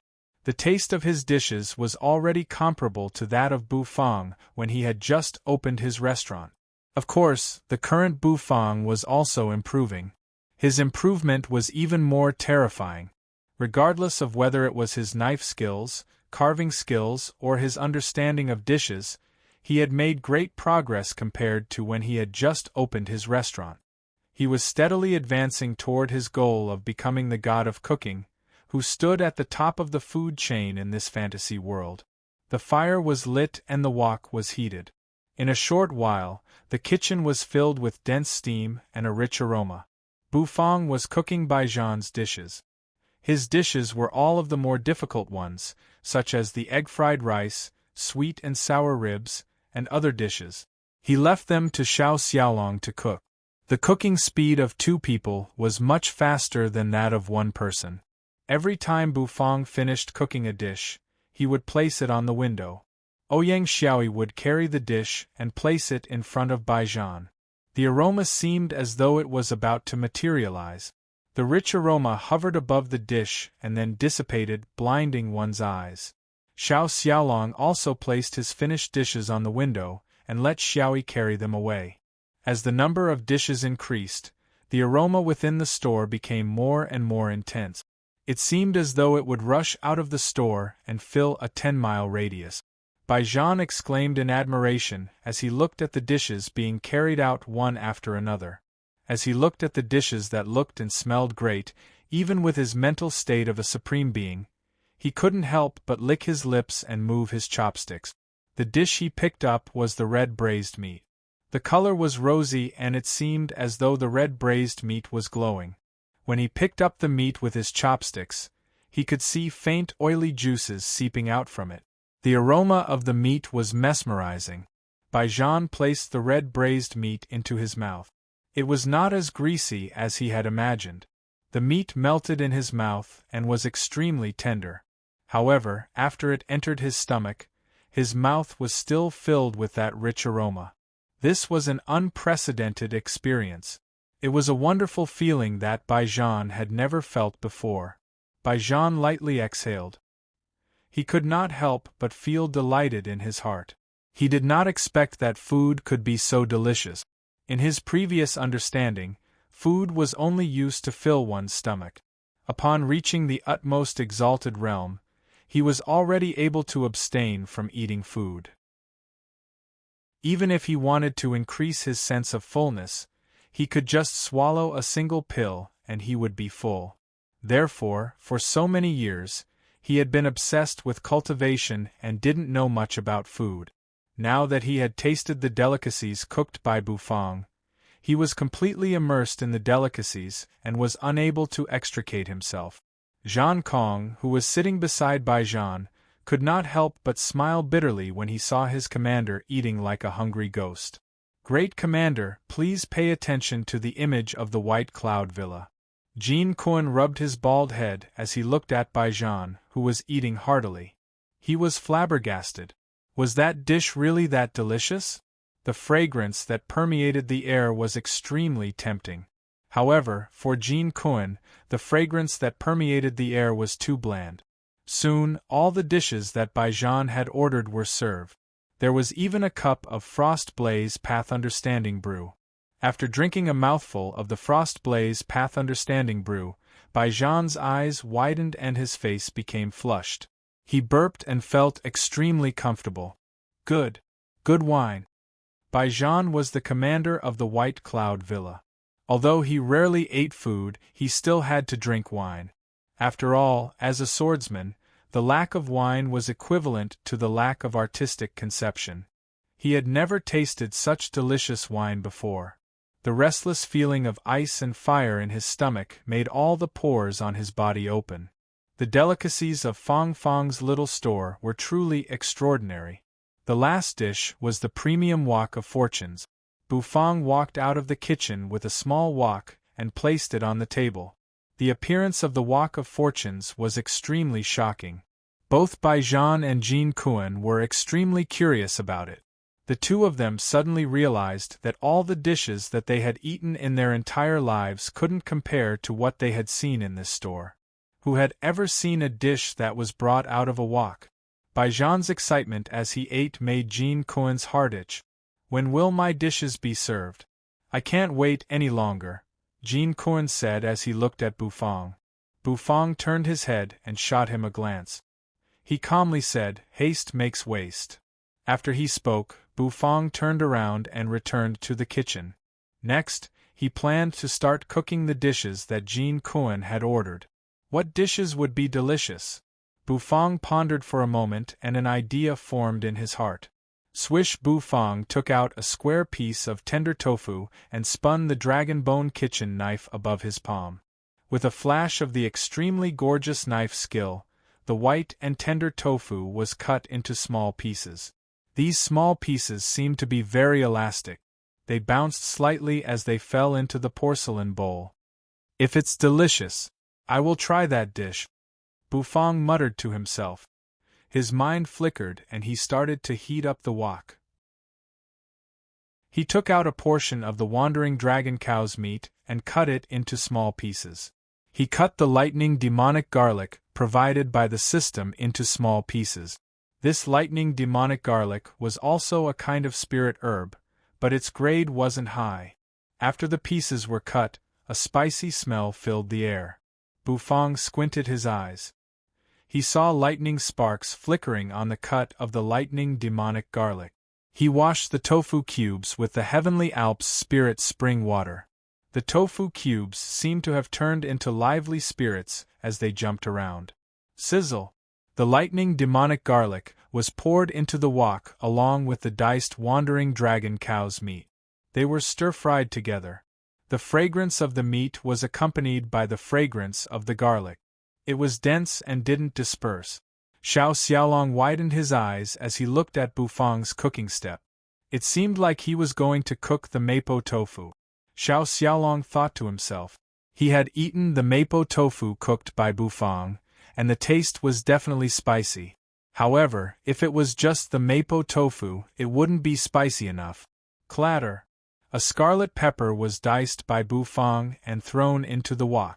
After stir-frying for a period of time, accompanied by a rich fragrance, Bu Fong placed the tofu cubes that had been blanched in the Heavenly Mountain Spirit spring water on the porcelain plate into the wok. Other people had to be careful when stir-frying tofu, but Bu Fong was different. The way he flipped the wok made it seem like he had a deep hatred for the tofu. Xiao Xiaolong, who was watching from the side, couldn't help but twitch the corners of his mouth. Bu Fong's control over his true energy was beyond Xiao Xiaolong's imagination.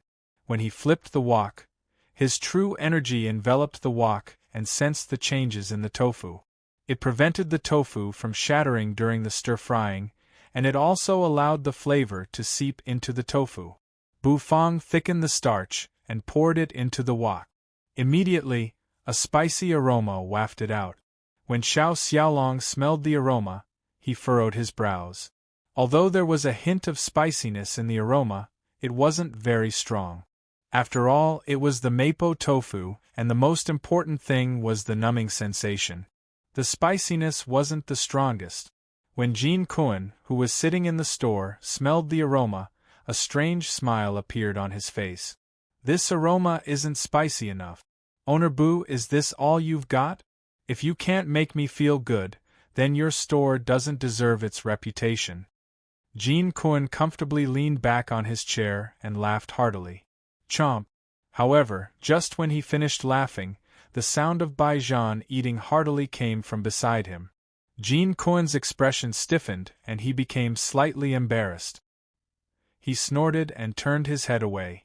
Bu Fong lifted the lid of the wok, and steaming hot steam surged out of it. It seemed like a white dragon was rolling around in the air. The tofu in the wok was bubbling, and its rosy color attracted people's eyes. The spicy aroma permeated the air, and it made people feel as though their minds became clearer. This dish is called the lightning mapo tofu, Bu Fong calmly said. Xiao Xiaolong was taken aback. It turned out that it wasn't a simple mapo tofu. However, what difference could it make? Xiao Xiaolong stared at the mapo tofu in the wok, and his pupils suddenly contracted. He noticed that there were red lightning bolts flickering between the tofu. There really were lightning bolts. Xiao Xiaolong turned his head and looked at Bu Fong in surprise. Then, he saw that Owner Bu was holding a small jar in his hand. That small jar was entirely red, and there was a strange pattern drawn on it. Just a glance at it would make people shudder. Owner Bu, what is this? Didn't he say that it was tasty? How could he miss out on this? Chili sauce? Bu Fong slightly curled up the corners of his mouth as he tossed the chili sauce in his hand. Chili sauce? Xiao Xiaolong was somewhat bewildered. This is called the abyssal chili sauce, and it's definitely tasty. Since the opening of our store, we have only produced a single drop of this chili sauce, Bu Fong said. After he spoke, he scooped up a spoonful of chili sauce from the jar and poured it into the mapo tofu. The chili sauce was extremely rosy, and it emitted a rich fragrance. As soon as it was poured into the mapo tofu, it spread out and completely fused with it. The abyssal chili sauce. A single drop could make one burn, a single spoonful could make one's life twist, and a single jar could make one soar. Chapter 329. The abyssal chili sauce was carefully selected from the abyssal black and red sky chili. It was developed from the essence energy that the abyssal demons breathed in and out every day. It was extremely spicy. Because the abyss was dark, damp, and cold, the abyssal demons had a special liking for the abyssal chili sauce. Eating a mouthful of it would make one feel as if their entire body was burning. It was a must-have delicacy for every abyssal demon. Of course, only abyssal demons could withstand the terrifying spiciness of this chili sauce. Xiao Xiaolong watched as the corners of Bu Fong's mouth curled up as he casually scooped a big spoonful of chili peppers into the lightning mapo tofu. Xiao Xiaolong was dumbfounded. Was this really okay? He remembered what Bu Fong had said about the first time he used a drop of chili sauce. It was a long time ago, but it was only a drop at that time. Just a drop was enough to make people want to live and die. This spoonful was filled to the brim. Owner Bu, are you trying to murder me? Xiao Xiaolong felt a deep sorrow for the person who ordered this dish. Who asked you to act cool and have to be strong? This time, it's definitely strong enough. Not strong enough. Come hit me. Bu Fong picked up the lightning mapo tofu. The rosy luster of the mapo tofu was extremely beautiful. Lightning arcs were jumping between the mapo tofu from time to time. They were like gorgeous fairies blooming with extreme beauty. Not bad. Bu Fong was very satisfied. He moved his nose closer to the lightning mapo tofu and sniffed it. Bu Fong furrowed his brows, feeling his nose tingle. Bu Fong leisurely walked out of the kitchen while carrying the special mapo tofu. Xiao Xiaolong thought about it and followed. He had a feeling that something interesting was going to happen. If he missed it, he might regret it. Jean Kuan narrowed his eyes as he looked at the thin figure slowly walking out of the kitchen. The figure's slender fingers were holding onto a porcelain plate. The dish on the plate was steaming hot and surging. "Here it comes." Jean Cohen immediately sat up straight and became spirited. "Aren't you very proud of your dish? Then I will spit on this dish until you doubt your life." A steaming hot dish was placed in front of Jean Cohen.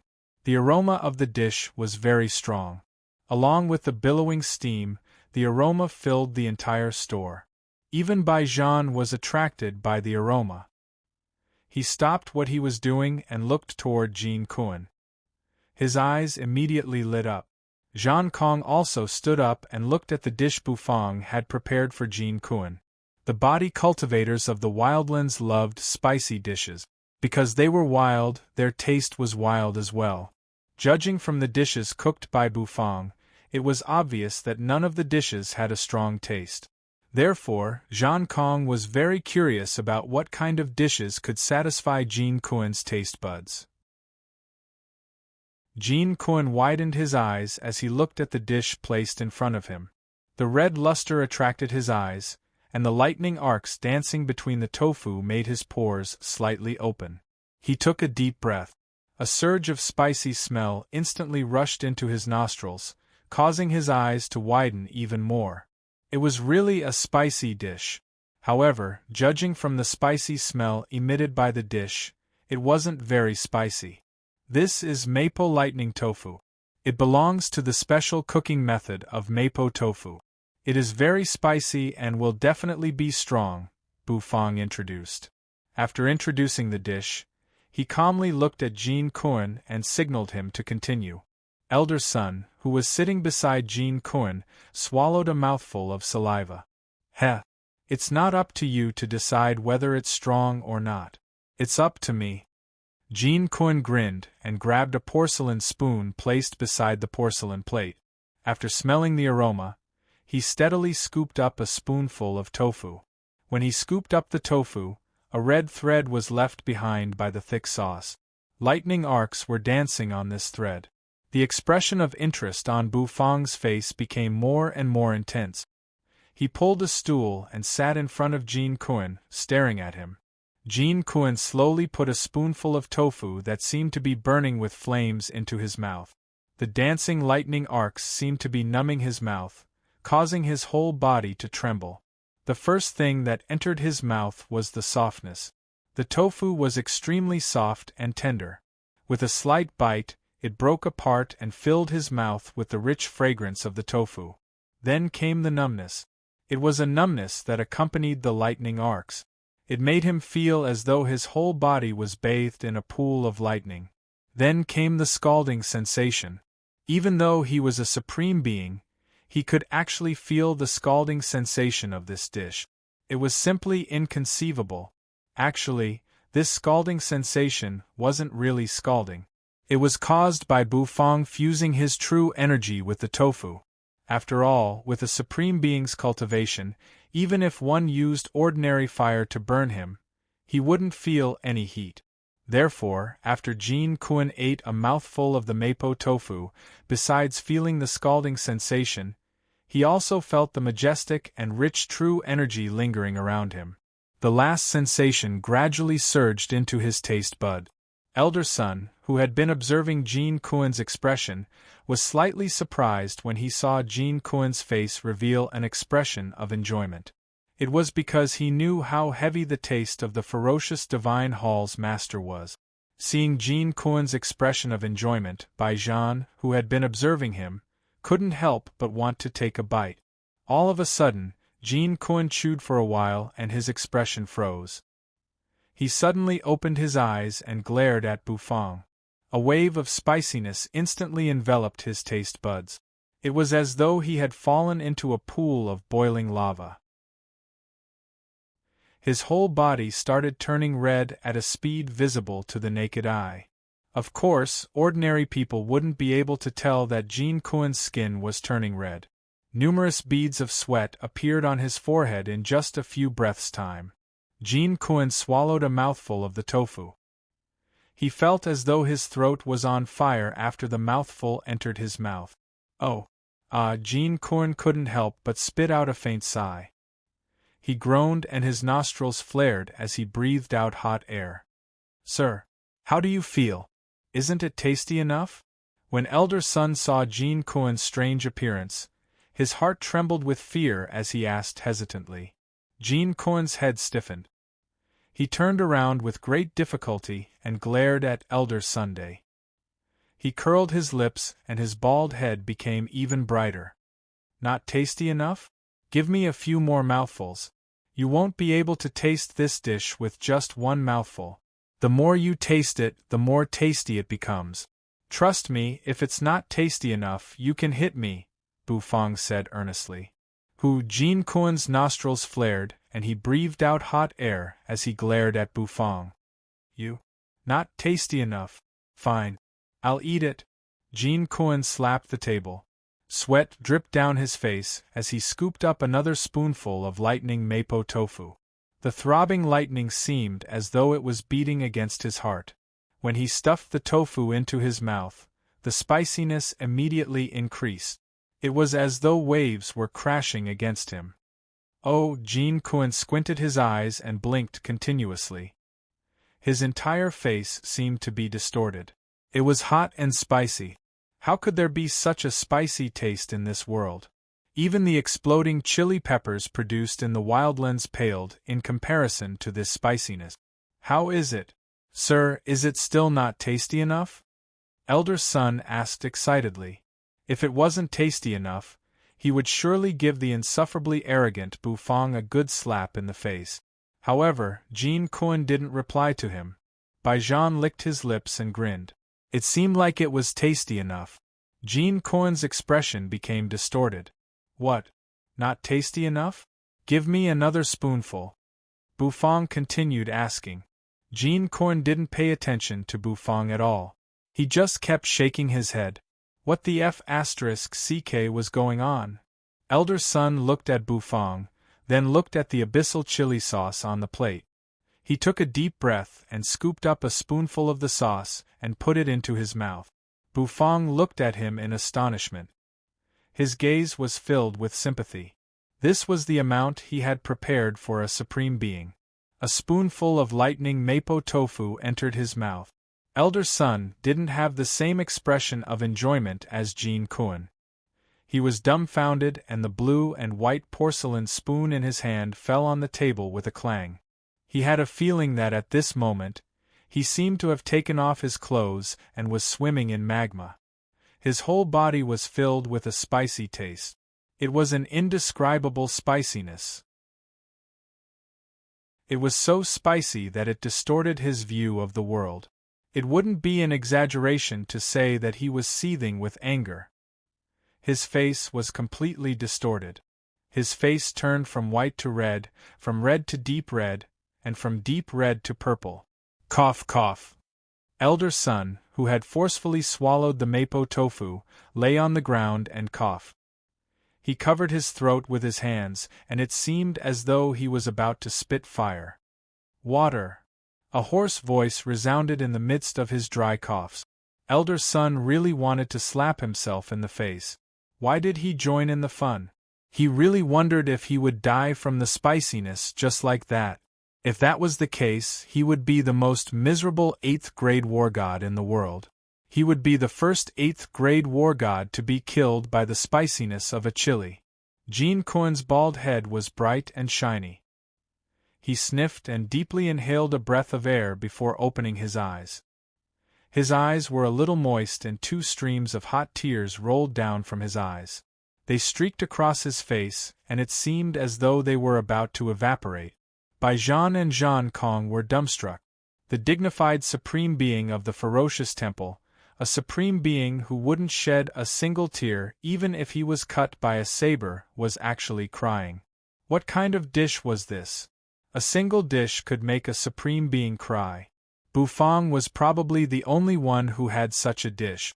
Jean Cohen's face was filled with despair. He felt as though his mouth was asking for it. Was it tasty enough? Was it tasty enough? It was so tasty that it made him doubt the existence of the world. He wondered if he was living in a fake world. Jean Cohen opened his mouth and waved his hands. He wanted to say something, but his throat was burning like a fire. He couldn't utter a single word. Tears flowed down from his eyes. He wanted to drink water. He wanted to drink a lot of water. Jin Kun covered his swollen mouth and tears streamed down his cheeks. Bufang curled up the corners of his mouth. He didn't know whether to laugh or cry. Let's talk about it. He held back his tears. Chapter 330. Elder Sun knelt on the ground and held his throat. He felt as though he was about to spit out flames and his mind was in a daze. In his eyes, the world seemed to have turned gloomy. Where am I? Where am I going? What am I going to do? Why are my lips so swollen? Elder Sun felt as though his lips had swollen and were like two sausages. The burning sensation caused tears to well up in his eyes. What the f***ck? Jin Kun was really crying. His tears couldn't stop flowing down from his eyes. He wanted to hold them back, but he was unable to do so. He covered his mouth and gasped for air. He furrowed his brows, which, along with his shiny bald head, appeared extremely comical. Bai Zhan didn't know whether to laugh or cry. Zhan Kong was dumbstruck. After a long while, Jin Kun exhaled and raised his head. His nose was bright red and there were still tears flickering in the corners of his eyes. Is it strong enough? Bufang couldn't help but ask when he saw Jin Kun's comical appearance.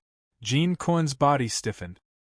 He shot a glance at the lightning mapo tofu, which was placed on the table and had red lightning bolts flickering between them. His heart trembled. Is it strong enough? How strong do you want it to be? Is it only strong enough if I die from the spiciness? Jin Kun ridiculed Bufang inwardly. However, his gaze was filled with fear as he looked at Bufang. Get up. Let's go back. Jin Kun said to Elder Sun, who was lying on the ground. Elder Sun's eyes narrowed into slits. Bean-sized teardrops fell from his eyes like a bead curtain with a broken string. His lips were swollen and they looked like two sausages hanging on the sides of his mouth. His eyes were misty and his whole body was in a daze. Jin Kun sucked in a breath of cold air when he saw this. Bufang was speechless as he shook his head. If you want to eat it, why didn't you say so earlier? If you didn't tell me, how would I know that you wanted to eat it? Bufang shook his head and sighed. The spoonful of abyssal chili sauce that was added to the mapo tofu was prepared for a supreme being. What was an 8th grade war god like him doing? If you wanted to eat it, you should have said so earlier. Jin Kun took out crystals from his bosom and placed them on the table. He looked at Bufang with fear in his eyes. It turned out that a chef could be so terrifying. This dish had actually made a supreme being cry and almost killed an 8th grade war god. Do you have to be so strong? Although Bai Zhan was very curious about the taste of the lightning mapo tofu, when he recalled Jin Kun's comical ending, he suppressed his curiosity. He turned his attention back to the dishes in front of him. The taste and aroma of the dishes were extremely rich, making him once again immersed in the dishes, unable to extricate himself. Jin Kun left in a hurry. He carried the half-dead Elder Sun and left the store. Bufang, on the other hand, stood at the door with a meaningful look, quietly watching the two of them leave. Bai Zhan ate for a long time. With his appetite as a supreme being expert, it wasn't a problem for him to finish all the dishes on the table. After he ate and drank to his heart's content, Bai Zhan, who hadn't tasted delicacies for a long time, rubbed his stomach in satisfaction and leaned back on the chair. He squinted his eyes and his thick eyebrows twitched unceasingly. Delicious. I haven't eaten such delicious dishes in a long time. It's so satisfying. Great Commander, I said that Owner Bu's culinary skills are impeccable. Am I right? Zhan Kong asked with a smile. Bai Zhan nodded his head and sat up from his seat. After resting for a while, he turned his gaze toward Bufang. Although he had finished eating the dishes, he didn't forget about his proper business. Owner Bu, this lass's talent for cultivation is extremely high. If she were to work as a waitress in this store, she would be buried. Bai Zhan looked at Bufang, who was curled up on the chair, and said word by word. Bufang, who was lazily basking in the sun, heard Bai Zhan Kong's words and turned his head to look at him in confusion. What did you say? I said, Ouyang Xiaoyi, if she were to work as a waitress in your store, she would be held back. Her talent is so good that she should find a good cultivation environment. In the future, she will surely become a supreme being expert who can look down upon the entire southern region. Bai Zhan stood up and said earnestly. He had seen Ouyang Xiaoyi's talent. Such a genius naturally aroused his love for her, and he wanted to take her as his disciple. However, Ouyang Xiaoyi was a waitress in this store. If she were an ordinary store's waitress, he would have taken her away long ago. He wouldn't have asked her so seriously. Only Bufang's mysterious store could make a supreme being expert like him feel apprehensive. You want to take Xiaoyi as your disciple? Why don't you ask her yourself? Bufang looked at Bai Zhan in astonishment. He curled up the corners of his mouth and pointed at Ouyang Xiaoyi. Bai Zhan's eyes lit up. Bufang wouldn't hinder him from taking Ouyang Xiaoyi away? That was great. It turned out that owner Bu was such an open-minded person. With this, he would soon be able to nurture a supreme being expert. Bai Zhan clenched his fists and turned his head to look at Ouyang Xiaoyi, who was mischievously sitting beside the path understanding tree. However, contrary to his expectations, Ouyang Xiaoyi's reaction completely exceeded his expectations when he expressed his desire to take her as his disciple. The little girl squinted her cute eyes and raised her head. She looked at the thick-browed Bai Zhan. She earnestly asked, Are you able to defeat Blackie? Who was Blackie? Bai Zhan was startled. What kind of expert was Blackie? Zhan Kong, who was standing behind Bai Zhan, was startled. When he heard the name Blackie, he subconsciously looked at the big black dog that was snoring at the entrance. Little girl, you don't know who I am. I don't care who you are. Are you able to defeat Blackie? Ouyang Xiaoyi interrupted him. Bai Zhan stiffened and his complexion became unsightly. This little girl actually dared to look down on him. Who was he? He was the commander of the White Cloud Villa, a dignified supreme being expert. Even in the southern region, he was an invincible expert. Who is that Blackie? This commander will go and defeat him. Little girl, your innate talent shouldn't be wasted. Becoming my disciple is the right path. Bai Zhan's complexion became serious. He stood up and spoke in a heroic manner. The muscles on Zhan Kong's face twitched. The corners of Bufang's mouth twitched. He curled up in his chair and was shocked by Bai Zhan's heroic words. Ouyang Xiaoyi wore a strange expression on her face. She blinked her big eyes and tilted her head as she looked at Bai Zhan. Tell me, who is Blackie? Bai Zhan looked at her disdainfully. Then, Ouyang Xiaoyi stretched out her fair and slender fingers and pointed toward the outside of the store. Bai Zhan furrowed his thick brows and looked in the direction Ouyang Xiaoyi was pointing. It was a dog.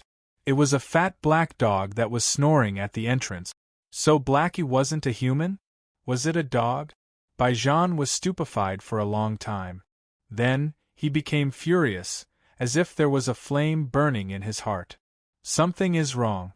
This little girl is looking down on me? She thinks that this commander can't defeat a dog?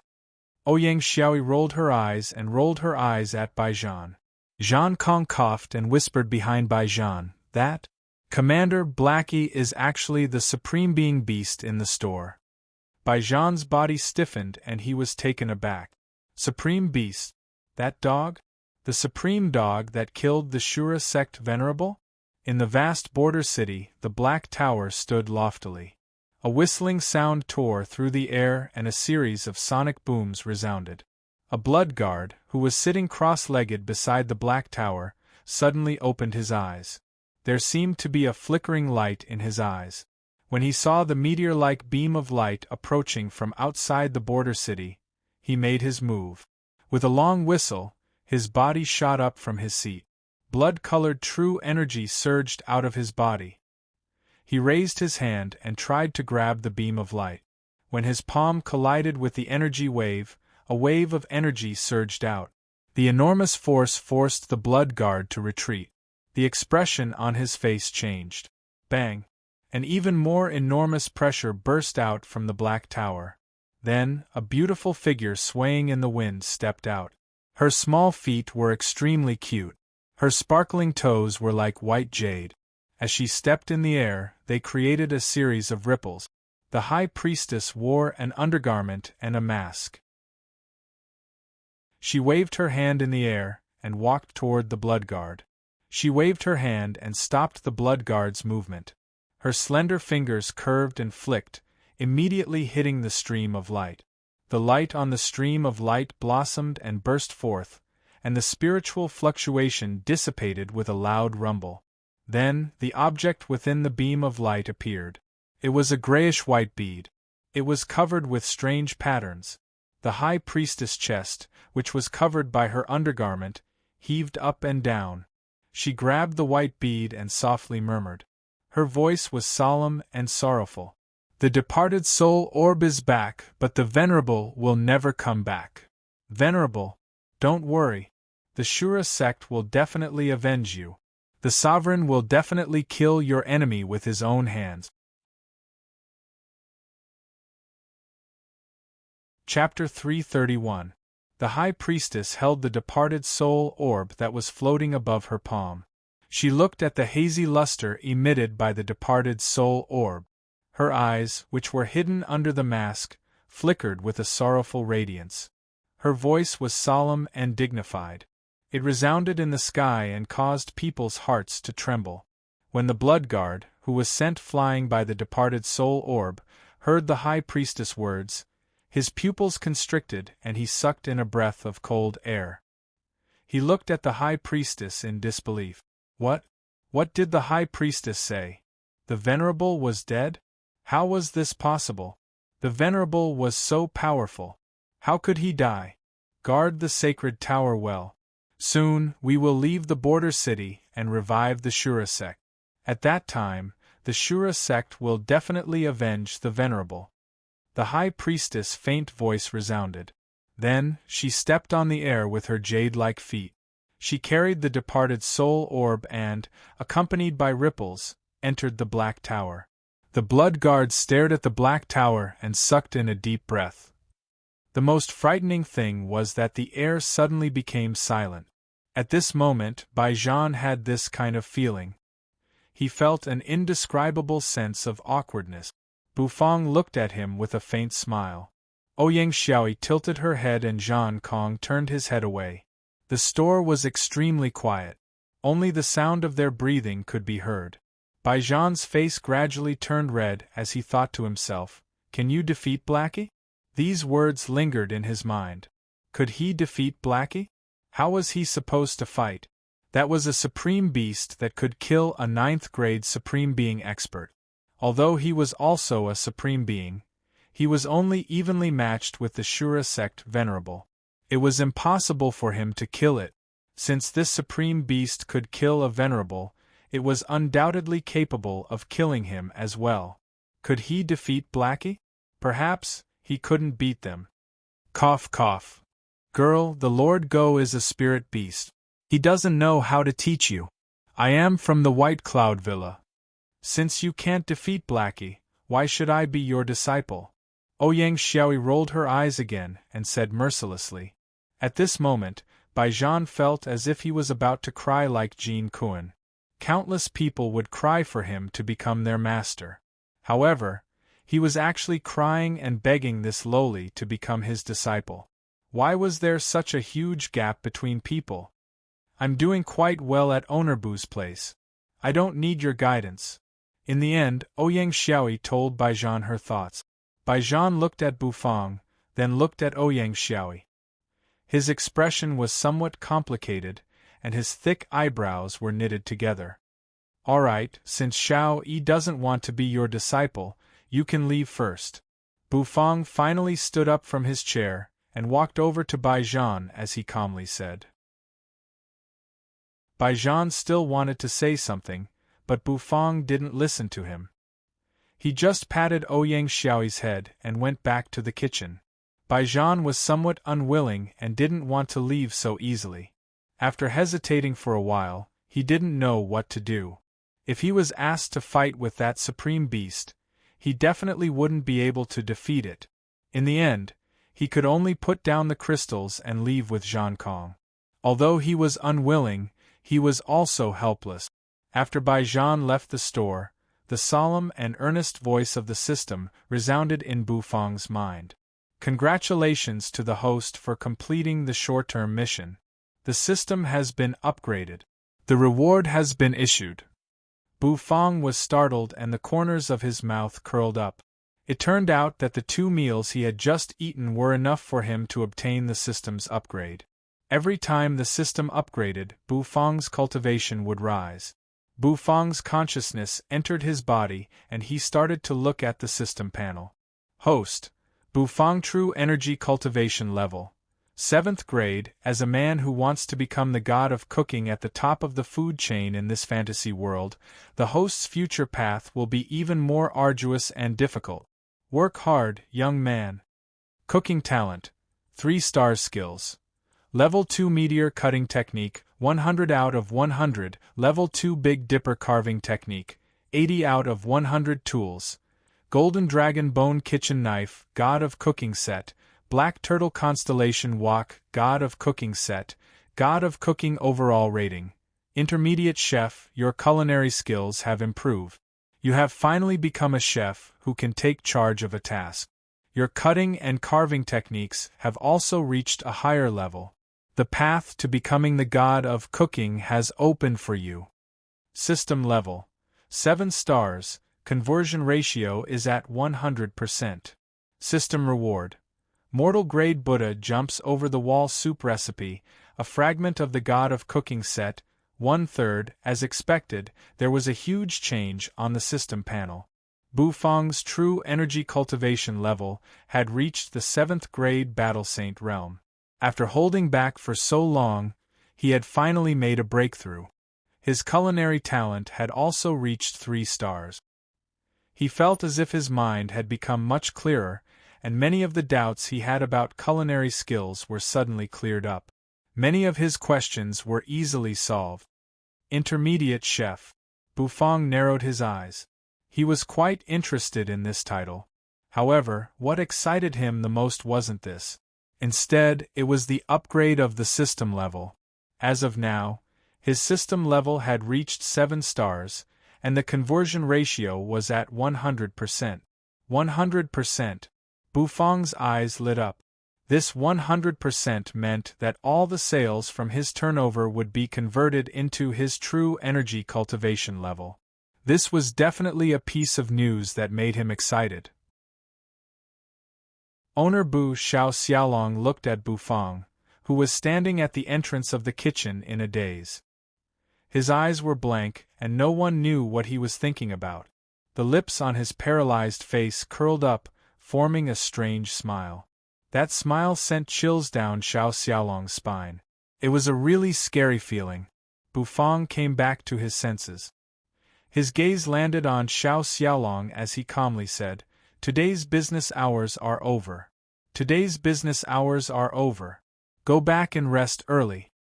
Xiao Xiaolong was dumbfounded. Today, he actually didn't need to stay to practice his cutting and carving skills? Since Bufang told him to go back and rest, he didn't ask any more questions. He was still worried about his father's injuries. It would be better for him to go back early. Thus, he said goodbye to Bufang and left the store with Ouyang Xiaoyi. After the two left, Bufang waited until the business hours were over before closing the door. He couldn't wait to experience the different feeling of leveling up. After reaching 7th grade Battle Saint, Bufang's body seemed to have a strange feeling of power. He had only felt this from battle saints like Xiao Meng. Even though Bufang didn't focus on cultivating martial skills, he could feel his fleshly body becoming stronger. The system helped him increase his cultivation level. While increasing his true energy cultivation level, it also raised his fleshly body to 7th grade Battle Saint. This wasn't normal. With a strong fleshly body, Bufang could use the meteor cutting technique more easily. Moreover, Bufang had a premonition that his cutting technique would soon change. Because as his cultivation level and cooking talent increased, he could clearly feel that the second level of the meteor cutting technique could no longer satisfy his skills and standard. This time, the system's reward is still a dish and a fragment of the God of Cooking set. As expected, the dragon bone kitchen knife and the black turtle constellation wok are not the only parts of the God of Cooking set, Bufang thought to himself. Then, he focused his attention on the new dish. Bufang was very familiar with this dish. Its name was also very famous. The Buddha jumps over the wall soup was a famous dish in his previous life. System: why does the Buddha jumps over the wall soup depend on the quality of the character? Bufang asked the system in puzzlement. The Buddha jumps over the wall soup is divided into the mortal grade and the heaven grade. The ingredients used to cook the Buddha jumps over the wall soup have a strict requirement, and the ingredients used to cook it are different, the system said. Bufang pondered for a while and understood. It was obvious that the mortal grade Buddha jumps over the wall soup should be of a lower grade, and the ingredients used to cook it should be of a lower grade as well. As for the heaven grade Buddha jumps over the wall soup, with his current level, it was impossible for him to cook it. This was somewhat interesting. It turned out that the Buddha jumps over the wall soup had different grades. Bufang was quite interested in it. After closing the door, Bufang returned to the kitchen. After his cooking talent had increased, he cooked several dishes. The taste and texture of the dishes were actually raised to another level, which was beyond his expectations. Moreover, when he used the meteor cutting technique, it was simply as smooth as flowing water. It was as easy as eating and drinking. The improvement of his cooking talent was something that made Bufang the happiest. After practicing for a while, Bufang returned to his room. After taking a hot shower, he walked out of the bathroom with a head full of wet hair. The system's voice resounded in his mind once again. Temporary mission: obtain the 10,000 bestial flames. Will begin in 3 days. The location of the 10,000 bestial flames' appearance will be posted in the host's gourmet map. Host, please prepare to obtain the 10,000 bestial flames' flame in your best condition. The location of the 10,000 bestial flames' flame is the 100,000 mountains. Chapter 332. The 100,000 mountains? The seed of the 10,000 bestial flames was actually in the 100,000 mountains. This wasn't the first time Bufang had heard of the 100,000 mountains. Back when he was in the Western Mystery City, he had faintly seen the outline of the 100,000 mountains. It was said that the 100,000 mountains was a vast mountain range that was filled with spirit beasts and spirit materials. It was a very famous place in the southern region. The 100,000 mountains was also known as a natural barrier in the southern region. The hidden dragon continent was vast and boundless, and the southern region was merely a corner of it. After crossing the 100,000 mountains, one would be able to leave the southern region and step into the boundless land of the hidden dragon continent. However, it was extremely difficult to cross the 100,000 mountains. If one's cultivation wasn't high enough, he would be courting death if he stepped into the 100,000 mountains. The 10,000 bestial flames appeared in the 100,000 mountains.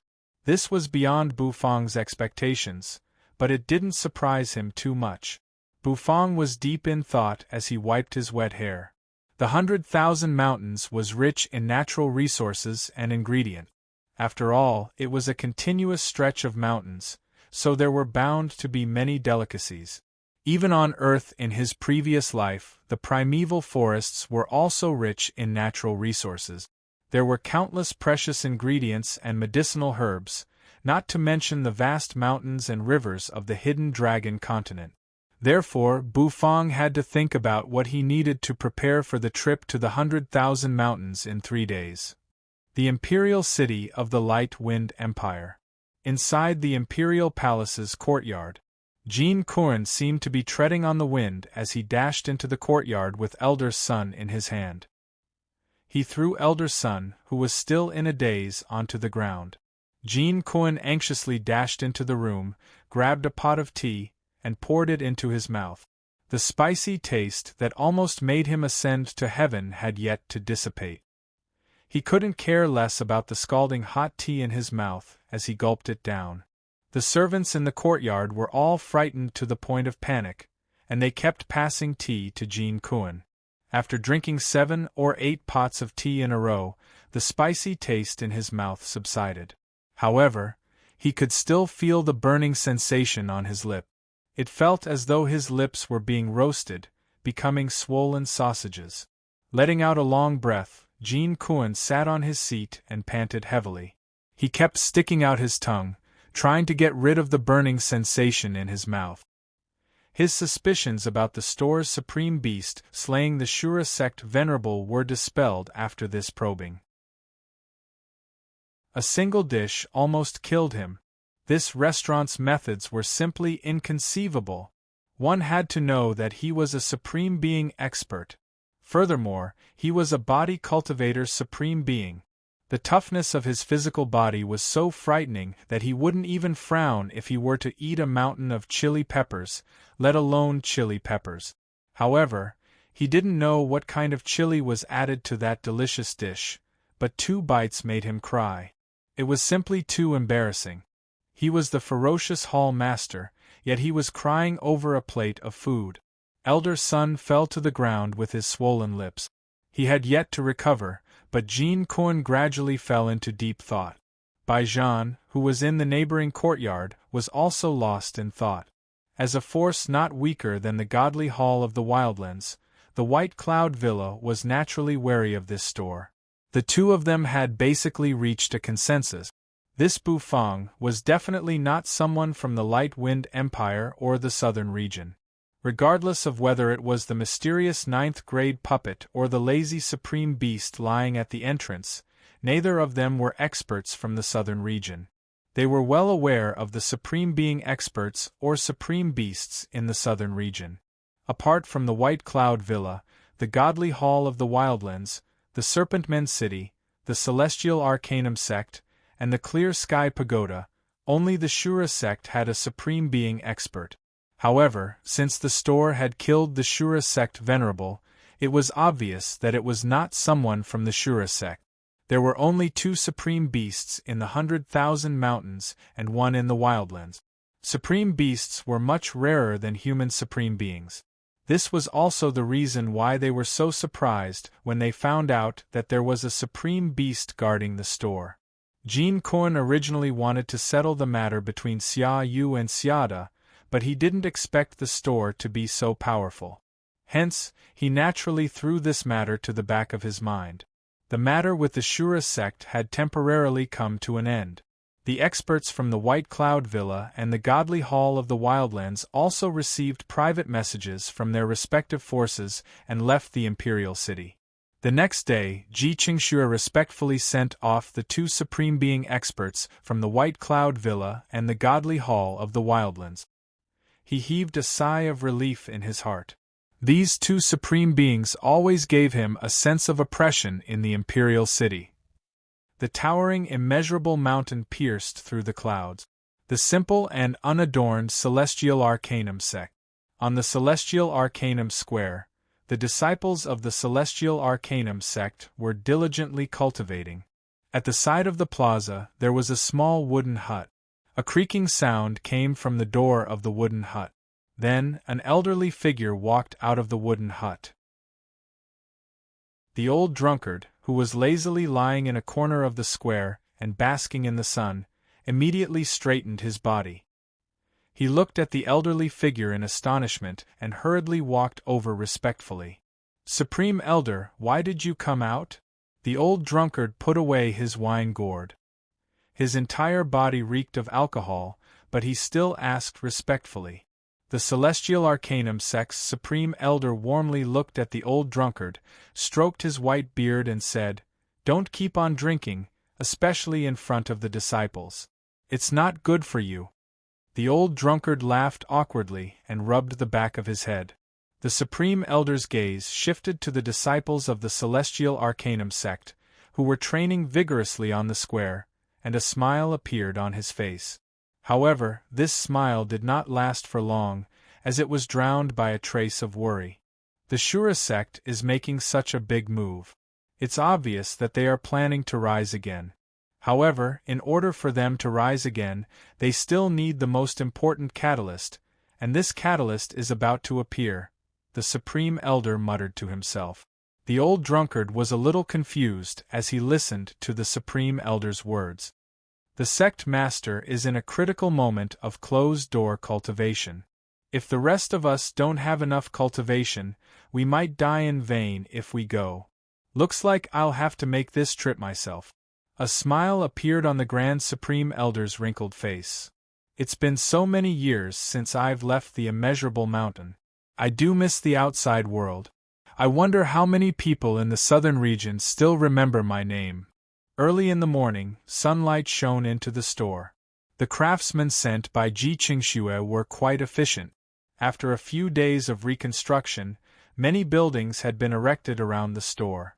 This caused the originally spacious environment to suddenly shrink. There was another big event that happened during the past few days. It was the reopening of the Immortal Phoenix restaurant in another corner of the Imperial City.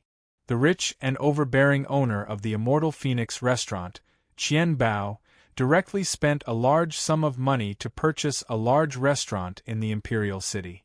Then, he reopened it according to the Immortal Phoenix restaurant's model.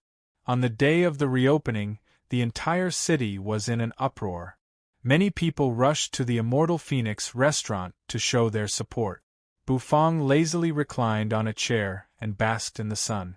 A few customers in the store were eating their dishes with satisfied smiles on their faces. After waiting for the customers to leave, Bufang stepped into the kitchen and prepared to instruct Xiao Xiaolong. Xiao Xiaolong's expression was becoming more and more haggard. However, his cooking was still methodical. This made Bufang feel quite satisfied. I will be leaving the Imperial City again tomorrow. I might be gone for a few days.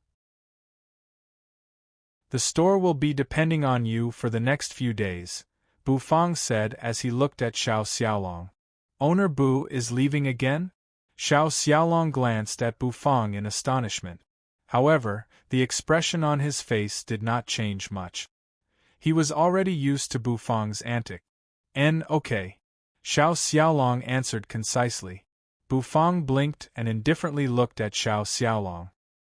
He furrowed his brows and continued to ask, "How are General Xiaoming's injuries?" At the mention of Xiaoming's injuries, Xiao Xiaolong's eyes trembled and a trace of sorrow appeared on his face. The imperial physician said that the poison has already spread to his internal organs. He won't be able to live for long. Xiao Xiaolong suddenly raised his head and looked at Bufang with eyes full of hope. Owner Bu, do you have any way to save my father? I beg you, please save him. Bufang sighed. It was not that he did not want to save him, but he did not have the ability to do so. The poison was obviously different from the poison in the southern city's second master's body. Even if his demonic fish meat was made into an elixir cuisine, it would not be able to save him. His relationship with the Xiao family was not bad. Xiao Xiaolong was the first customer of his store. If he could save him, Bufang would do it. However, he could not. System, do you know what elixir cuisine can cure General Zhao's poison? Bufang asked the system. Perhaps the system had a way. However, Bufang did not have much hope. When the host obtains the 10,000 bestial flames and uses the black turtle constellation wok to cook the Buddha jumps over the wall soup, there is a chance to cure the poison. Chapter 333. When Bufang heard the system's words, his face was filled with surprise. In order to obtain the 10,000 bestial flames and use the black turtle constellation wok to cook the Buddha jumps over the wall soup, the dish would be able to detoxify the poison in Xiaoming's body. However, Bufang didn't even know what poison was in Xiaomeng's body. Could the Buddha jumps over the wall soup be enough to detoxify the poison in Xiaomeng's body? Bufang's mind was filled with doubts. However, when he learned about the ingredients needed to cook the mortal-grade Buddha jumps over the wall soup, the doubts on his face dissipated. After all, the mortal-grade Buddha jumps over the wall soup required extraordinary ingredient. Moreover, the god of cooking Set, the black turtle constellation Wok, might be able to detoxify the poison. The principle of detoxification should be that no matter what kind of poison it was, it should be detoxified. Well, this was Bufang's conjecture. As for the specifics, Bufang naturally didn't know. Wait for me to come back. Maybe I will have a way. At this moment, I don't have any way to help General Xiaomeng. Bufang looked at Xiao Xiaolong and said calmly. Xiao Xiaolong was taken aback. Then, his face lit up with excitement. What did Owner Bu say? Did he say he could cure his father? Was this true? Bufang didn't pay attention to Xiao Xiaolong, who was gradually becoming wild with joy. Instead, he turned around and walked to his stove. After practicing his carving and cutting techniques for a while, he returned to his room. He had to start preparing the ingredients and seasonings for the trip to the 100,000 mountains. The night was always somewhat tranquil.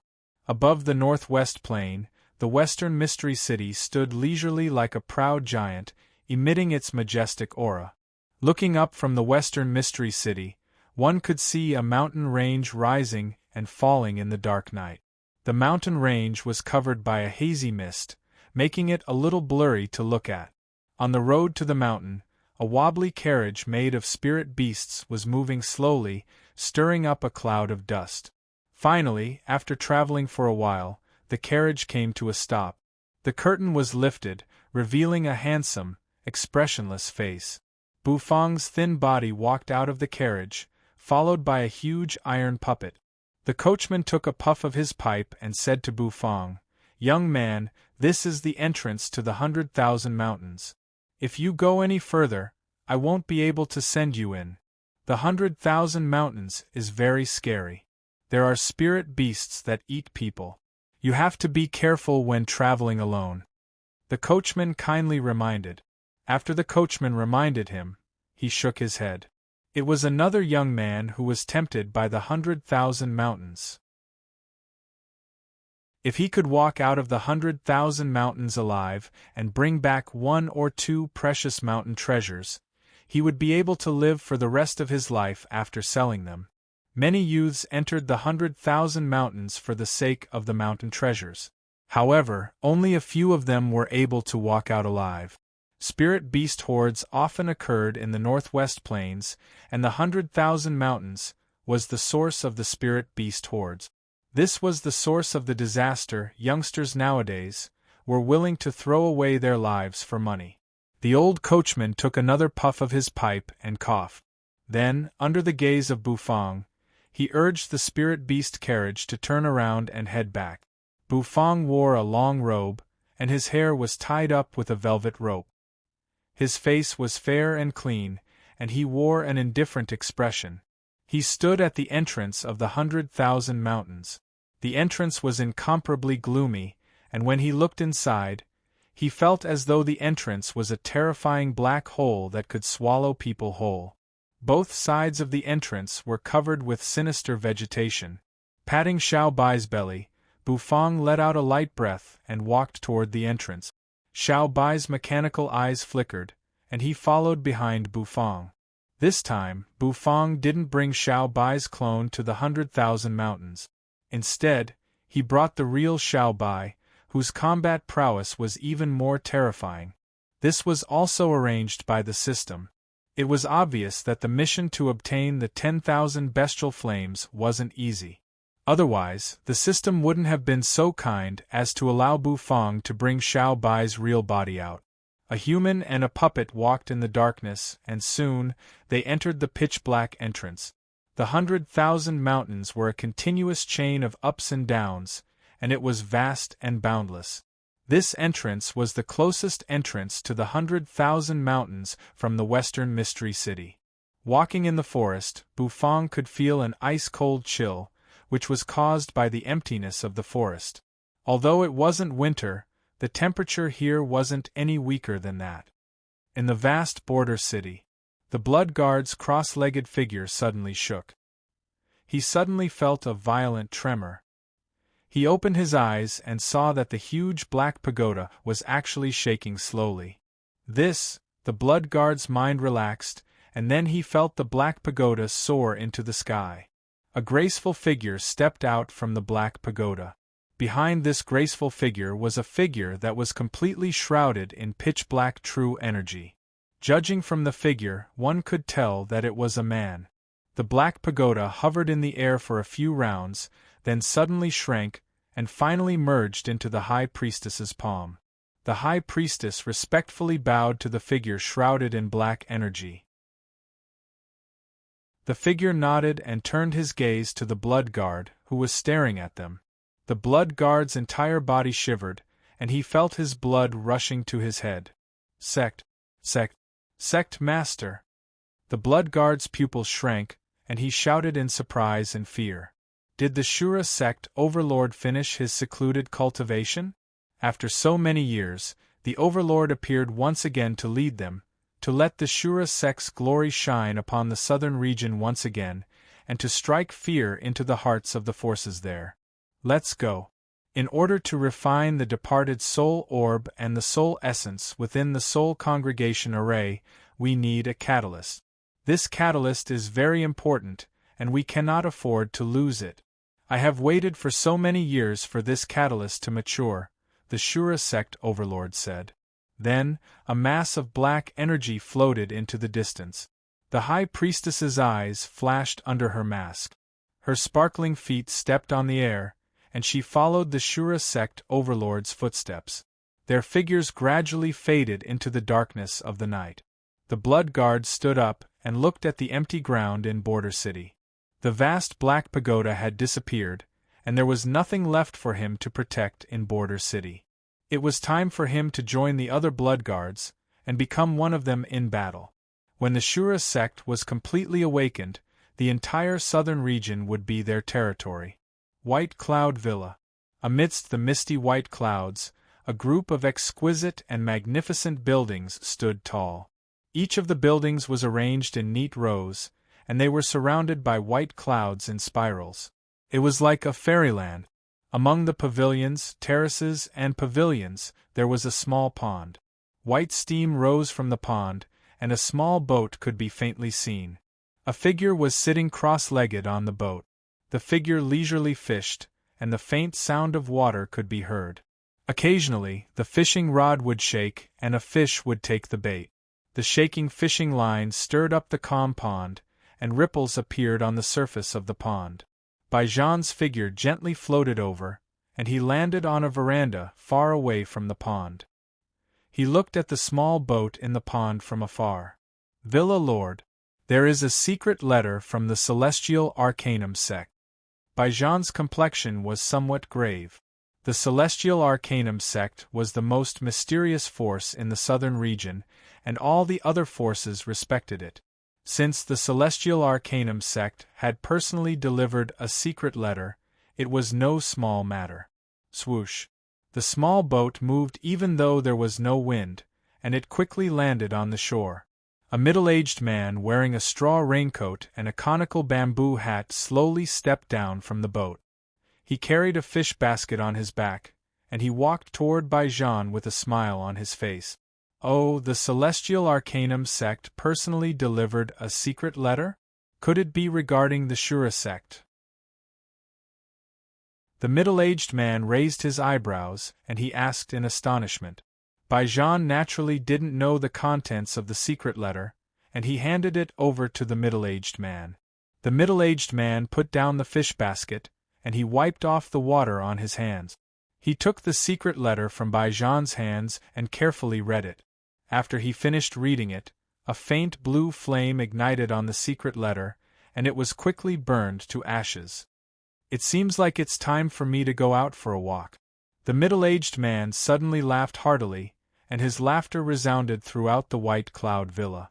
Baijan's face was filled with confusion, but he didn't ask too many questions, so he followed the middle-aged man.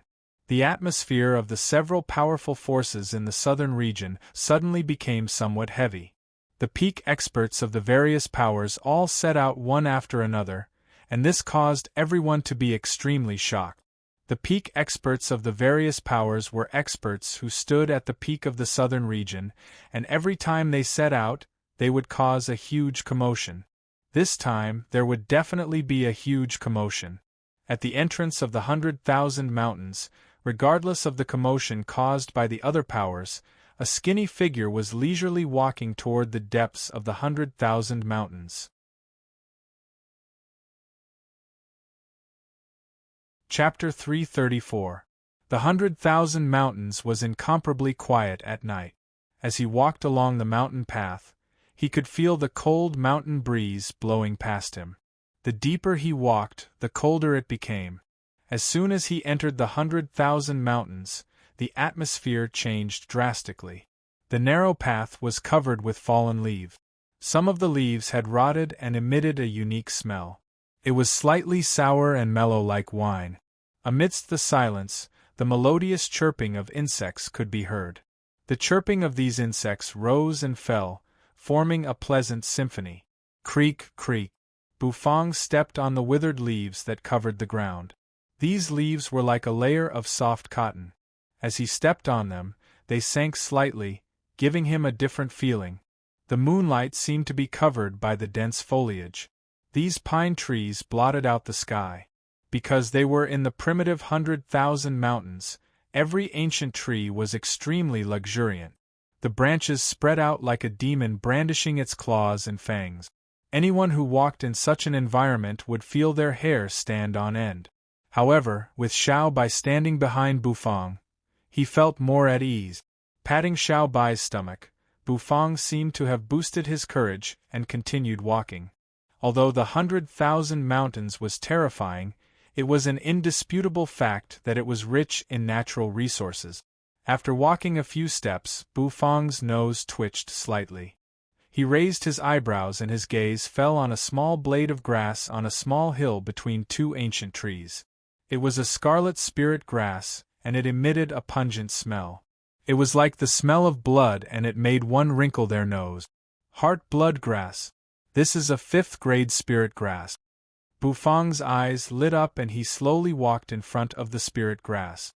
Although the heart blood grass was scarlet, it was indeed beautiful. Its swaying body was like that of an enchanting beauty. There were spots on its body and it was extremely beautiful. Sizzle, under its beauty, there was naturally a terrifying killing intent. A small blood-red snake slowly crawled out from behind the hill. Its scarlet scales seemed to be shining brightly. Its pitch-black tongue flicked out slightly, and its snake eyes stared at Bufang. A rank 5 spirit beast. Bufang was taken aback for a moment, but he quickly figured it out. After all, it was a spirit herb. Even if it was only a rank 5 spirit herb, it was still a rare treasure. Naturally, it would be guarded by a spirit beast. This was also the reason why the 100,000 mountains was so dangerous. That was because it was filled with treasures. These treasures nurtured these spirit beasts, and these spirit beasts guarded these treasures. The two complemented each other and survived together. The little red snake stared at Bufang for a long time. Then, its pupils shrank. With a hiss, it shot toward Bufang like a bolt of lightning. Anyone who dared to covet its treasures must die. This little snake was ferocious and extremely fast. An ordinary 6th grade battle emperor would find it extremely troublesome to deal with this blood-colored little snake. However, Bufang was very calm. He was a man who could be called a battle saint. A 7th grade battle saint had its own strength. He didn't even bother to use his god of cooking set. He circulated his true energy, and as the little snake shot toward him, his arm quickly reached out to grab it. His palm turned into a claw, and he grabbed the vital spot of the little snake. Judging from the color of the little snake, It was obvious that it was a venomous snake. Bufang naturally had to be more careful. True energy gushed out and Bufang focused his eyes. He used a unique technique to break the vital spot of the little snake. The little snake's body trembled, and with a weak hiss, it fell limply into Bufang's hand. As a chef, he naturally had his own techniques when handling these ingredients. He pinched the snake's head and tail with both hands, curled the little snake into a ball, and casually threw it into the system's dimensional storage. Without the interference of the guardian spirit beasts, Bufang easily plucked the spirit herb. A majestic spirit essence gushed out from the spirit herb, and Bufang was slightly surprised. This heart-blood herb was not young, and its quality was very high. It was not easy to walk in the forest at night, and Bufang didn't plan to go far. He wanted to find a place to rest and wait for daybreak. However, in the process of finding a place to rest, Bufang also collected a lot of spirit herbs. Although this place was considered to be in the 100,000 mountains, it was not considered to be in the depths of the 100,000 mountains. Therefore, 7th and 8th grade spirit herbs had yet to appear. He piled up a pile of withered leaves and ignited them. Billowing smoke rose into the air and soared into the sky. Sitting cross-legged on the ground, Bufang blankly stared at the bonfire.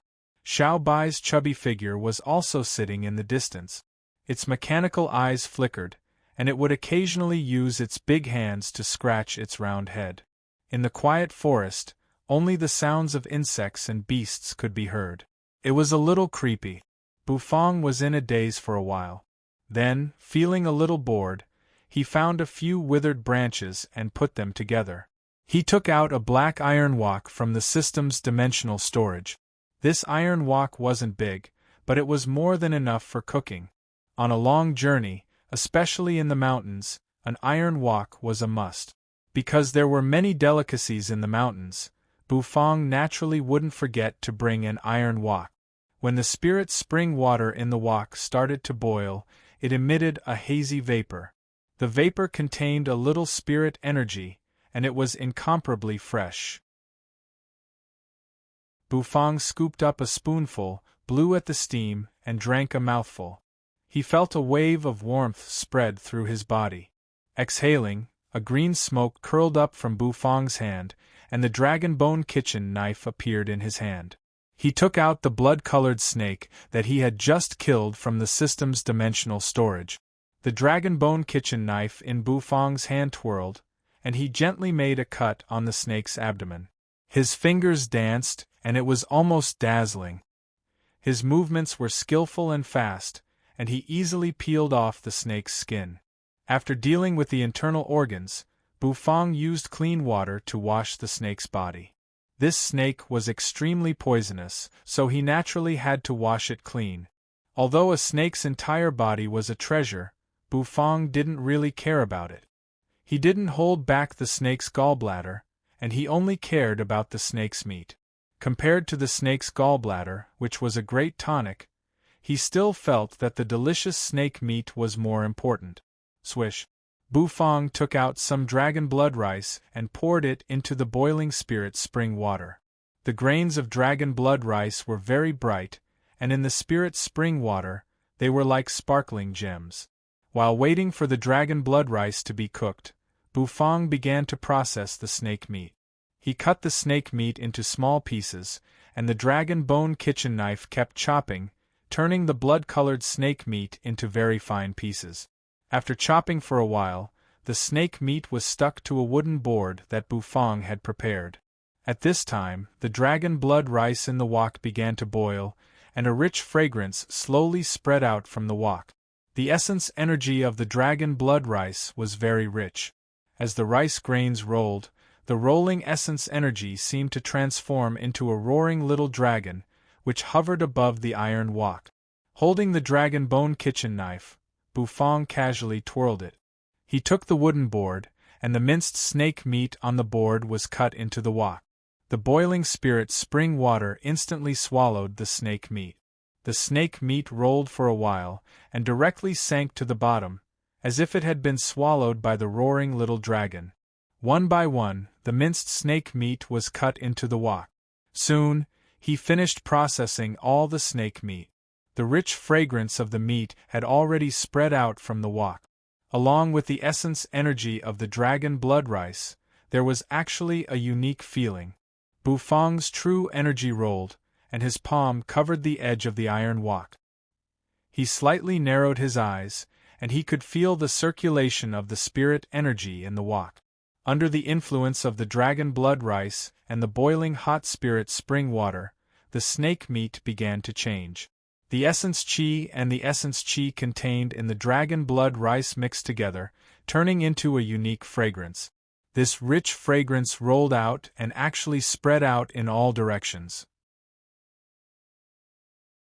It was incomparably bright, and in this dark forest, it was actually as bright as a lamp. Bufang felt a little satisfied. This was the beauty of cooking. Even in this vast forest, he could still taste delicious food. Moreover, it could also make people feel a wave of warmth. The fragrance lingered in the air, slowly drifting in the forest. In the dark night, the forest ground let out a rustling sound. In the dark forest, greedy eyes flickered. Low and deep beast roars slowly resounded.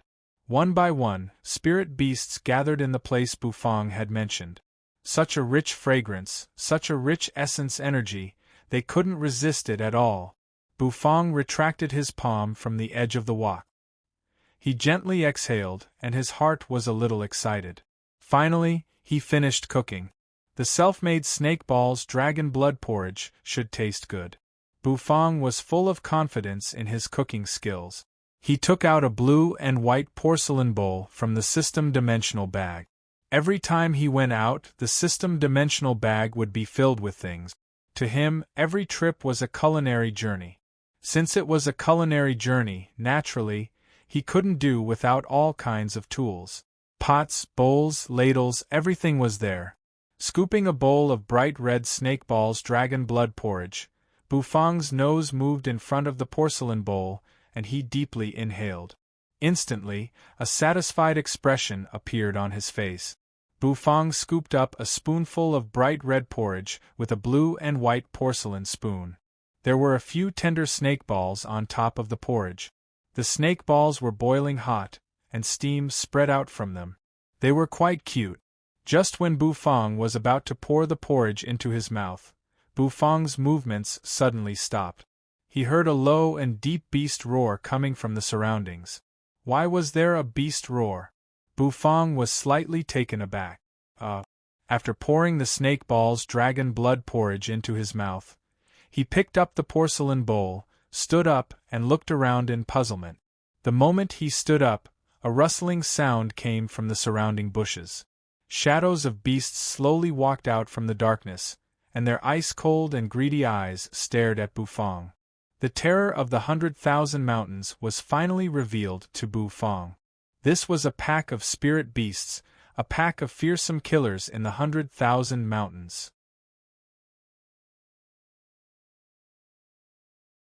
Chapter 335. In the pitch-black and gloomy 100,000 mountains, a series of rustling sounds rang out, and one spiritual wolf after another slowly emerged from the thicket. The eyes of these spirit wolves were green and filled with greed and killing intent as they stared at Bufang in the distance. Withered leaves were piled up and the raging flames were still rising. The snake meat porridge in the pot was still steaming and the rich aroma of the meat and dragon blood rice wafted out. Bufang held the blue and white porcelain spoon in one hand and the porcelain bowl of snake ball dragon blood porridge in the other. He stood there in a daze as he looked at the group of spirit wolves that were slowly encircling him. The spiritual beast, the green wolf, was around the 5th rank. A pack of green wolves was simply a nightmare for the people of the 100,000 mountains. A single wolf wasn't scary, but a pack of them would become the most terrifying nightmare in the 100,000 mountains. The reason why a pack of wolves was terrifying wasn't their numbers, but their order. They were like a well-trained army that knew how to force their prey into a difficult situation. They knew how to torture their prey's spirit and make them exhausted. In the end, the prey would become their food. A A pack of starving wolves. Even if they encountered a rank 7 spirit beast, they would choose to surround and kill it. This was the reason why people didn't want to encounter a pack of spirit beasts in the 100,000 mountains. Bufang was also amazed. He held the blue and white porcelain bowl and scooped a spoonful of snakeball dragon blood porridge for himself. This porridge was cooked to perfection. The tender snake meat was incomparably delicious and full of elasticity. The moment it entered his mouth, it felt as though it was bouncing in his mouth. The aroma was especially strong.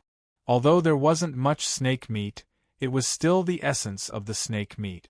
After it was cooked, it was like a mobile fragrance spraying machine that constantly emitted a rich fragrance. The fragrant aroma greatly increased Bufang's appetite. Therefore, even as he swept his gaze over the spirit wolves, he still scooped the snake-ball dragon blood porridge into his mouth. The pack of wolves stared at him, and their noses continuously sniffed the rich fragrance in the air. Droplets of stinky saliva dripped from their mouths, which were filled with sharp teeth, and dripped onto the ground. In their eyes, Bufang was their food, and so was the snake-ball dragon blood porridge. Why did so many ingredients suddenly appear? I wonder how wolf meat tastes like? Contrary to the wolves' expectations, Bufang's face did not reveal the slightest trace of fear or worry. Instead, it was filled with excitement. The way he looked at the wolves and the way they looked at him was not much different. It was the gaze of a prey looking at its food. Even Song Lang was a little surprised by his gaze. Suddenly, a melodious wolf howl resounded. Then, the gray wolves all raised their heads and howled in the distance. These howls rose and fell like a melodious tune. However, Bufang knew that this was the signal that the wolves were about to launch an attack. It was also the howl that the wolves used to destroy the enemy's will to resist. Bufang listened to the howl and scooped another spoonful of porridge into his mouth. He smacked his lips and clicked his tongue. Roar! The fearless look on Bufang's face enraged the wolves. One of the wolves roared and slammed its paw on the ground. Then, it pounced toward Bufang as fast as the wind. This seemed to be the rhythm of an attack. One after another, the wolves launched their attacks, pouncing toward Bufang. This was an extremely shocking scene. If a timid person saw this scene, he would be so frightened that he would fall on his butt. This group of wolves pounced over in an orderly manner. They did not immediately pounce on Bufang. Instead, they formed a large circle around Bufang, trapping him within.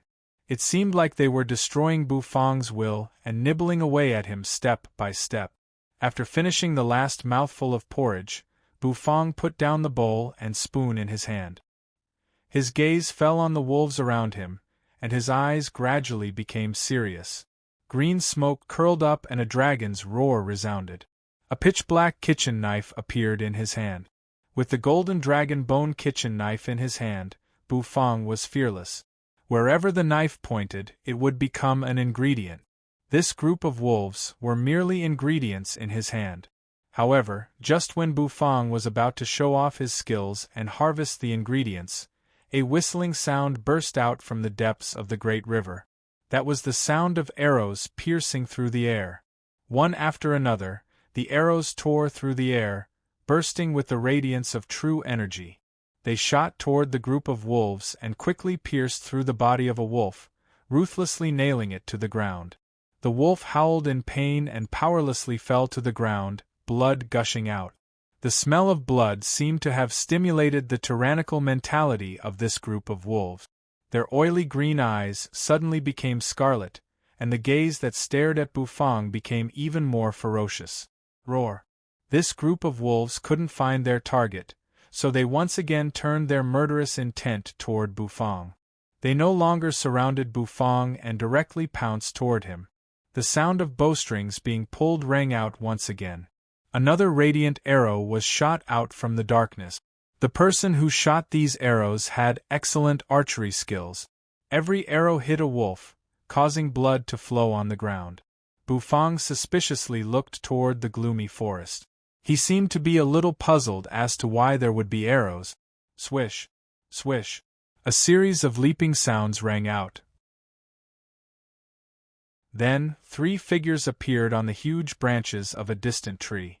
These 3 figures were all holding onto bowstrings, and their target was Bufang. Their auras were very powerful, and as they rose and fell, there seemed to be a strange sense of heaviness. These people were all wearing the same long robes, and on their robes, there was a pattern of a small tower. The 3 of them, 2 men and 1 woman, stood on the branches of a tree and looked down at Bufang. Their gazes were somewhat strange. This was the first time they saw someone so fearless as to dare to walk alone in the 100,000 mountains. Was this person courting death? Roar! With a bestial roar, a wolf howled and charged toward Bufang, who seemed to be in a daze. It bared its fangs and brandished its claws as it opened its hideous mouth. This beast is courting death. The eyebrows of the cold-looking man standing on the tree suddenly furrowed. He coldly shouted and pulled the bowstring in his hand. A glowing arrow whizzed out and flew toward the wolf that was pouncing toward Bufang. In an instant it pierced through the wolf. The wolf was ruthlessly nailed to the ground, and its low howls reverberated in Bufang's ears. Bufang indifferently looked at the wolf, then raised his head and looked at the people standing proudly on the tree. He slightly furrowed his brows. What? Were these people here to steal the ingredients? The other wolves retreated with a rough howl. The forest, which was originally filled with an austere atmosphere, once again became cold and cheerless. A few figures landed on the ground with a swoosh and walked toward Bufang's position. Are you from the village outside the mountains? How dare you come to the 100,000 mountains alone? Is this a place where people like you can come? The serious-looking man frowned and coldly scolded Bufang. The remaining man and woman also looked at him with a smile that was not a smile. Aren't you here to steal the ingredients? Bufang was stunned for a moment, then he asked in puzzlement. Ingredients? What ingredients? The 3 of them looked at each other in puzzlement. Then, they looked at the corpses of the wolves lying on the ground and raised their brows. Are you talking about these wolves? We are here to save you. The woman, who wore a robe with a small pagoda painted on it, looked at Bufang with a somewhat ridiculous expression. Ingredients?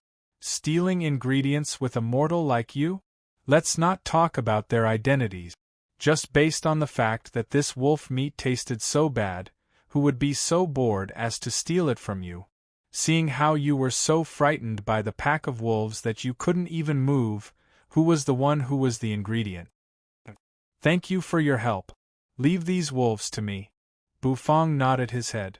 Since they weren't here to steal his ingredients, then everything was negotiable.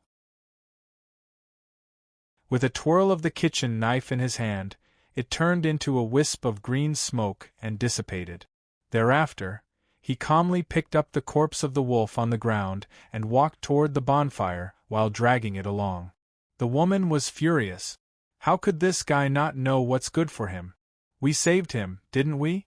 Senior sister, don't you think that the thing in the wok smells good?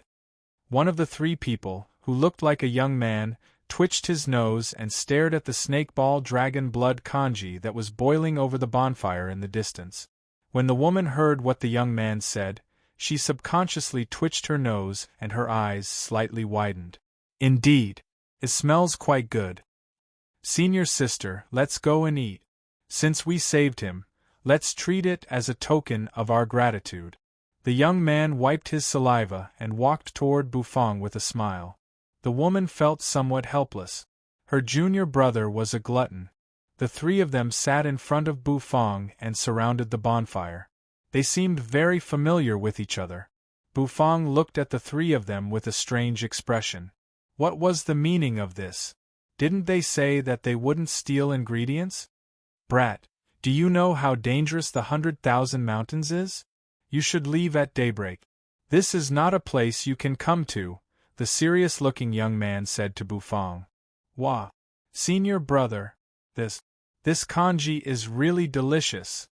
Before the serious-looking young man could finish his sentence, he was interrupted by the gluttonous young man. The latter furrowed his brows and looked over. He saw the gluttonous young man holding a spoon and eating heartily. As he ate, he exclaimed in surprise, "What a scandal! Yi Pang, behave yourself. Don't embarrass the clear sky pagoda," the serious-looking young man said in displeasure. The young man's expression stiffened and he awkwardly sat down. The three of them stayed beside Bufang for a while, and felt somewhat bored. Suddenly, the serious-looking young man's expression changed. He took out a glowing jade pendant and stood up. "The elder has summoned us. Let's hurry over." The serious-looking young man furrowed his brows and looked at Bufang. He said, "Brat, leave as soon as possible. Cherish your life." "Humph!" The woman coldly snorted and turned around to leave. "Are you a chef? This congee tastes really good. Listen to my senior brother and leave early tomorrow morning. Otherwise, if you die, it would be a pity for your cooking skills." The young man laughed and said to Bufang. Without waiting for Bufang's reply, he followed the other two and left. Bufang was speechless as he watched the three of them leave. Then, he turned his head around and the golden dragon bone kitchen knife appeared in his hand once again. With a swing of the knife, he easily peeled off the wolf's skin. That's skill. If the three people from before saw it, they would definitely be shocked. That was the skin of a 5th-grade wolf. To be able to peel it off so easily, it wasn't just a matter of cooking skills. His cultivation was definitely extraordinary.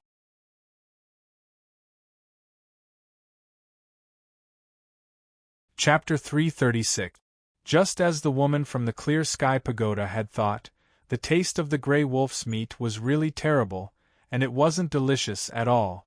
After Bufang completely peeled off the wolf's skin and touched the wolf's meat, he could roughly guess the taste of the wolf's meat. Because the gray wolf's meat was well developed and its entire body was filled with muscle fibers, it was extremely hard. Therefore, the taste was terrible. Even though the meat contained a dense amount of spirit energy, it couldn't change the fact that it was hard to swallow. Naturally, Bufang furrowed his brows when he saw this kind of ingredient. However, it was an ingredient from a 5th-grade spirit beast after all. Wasting it just like that was not in line with Bufang's identity as a chef.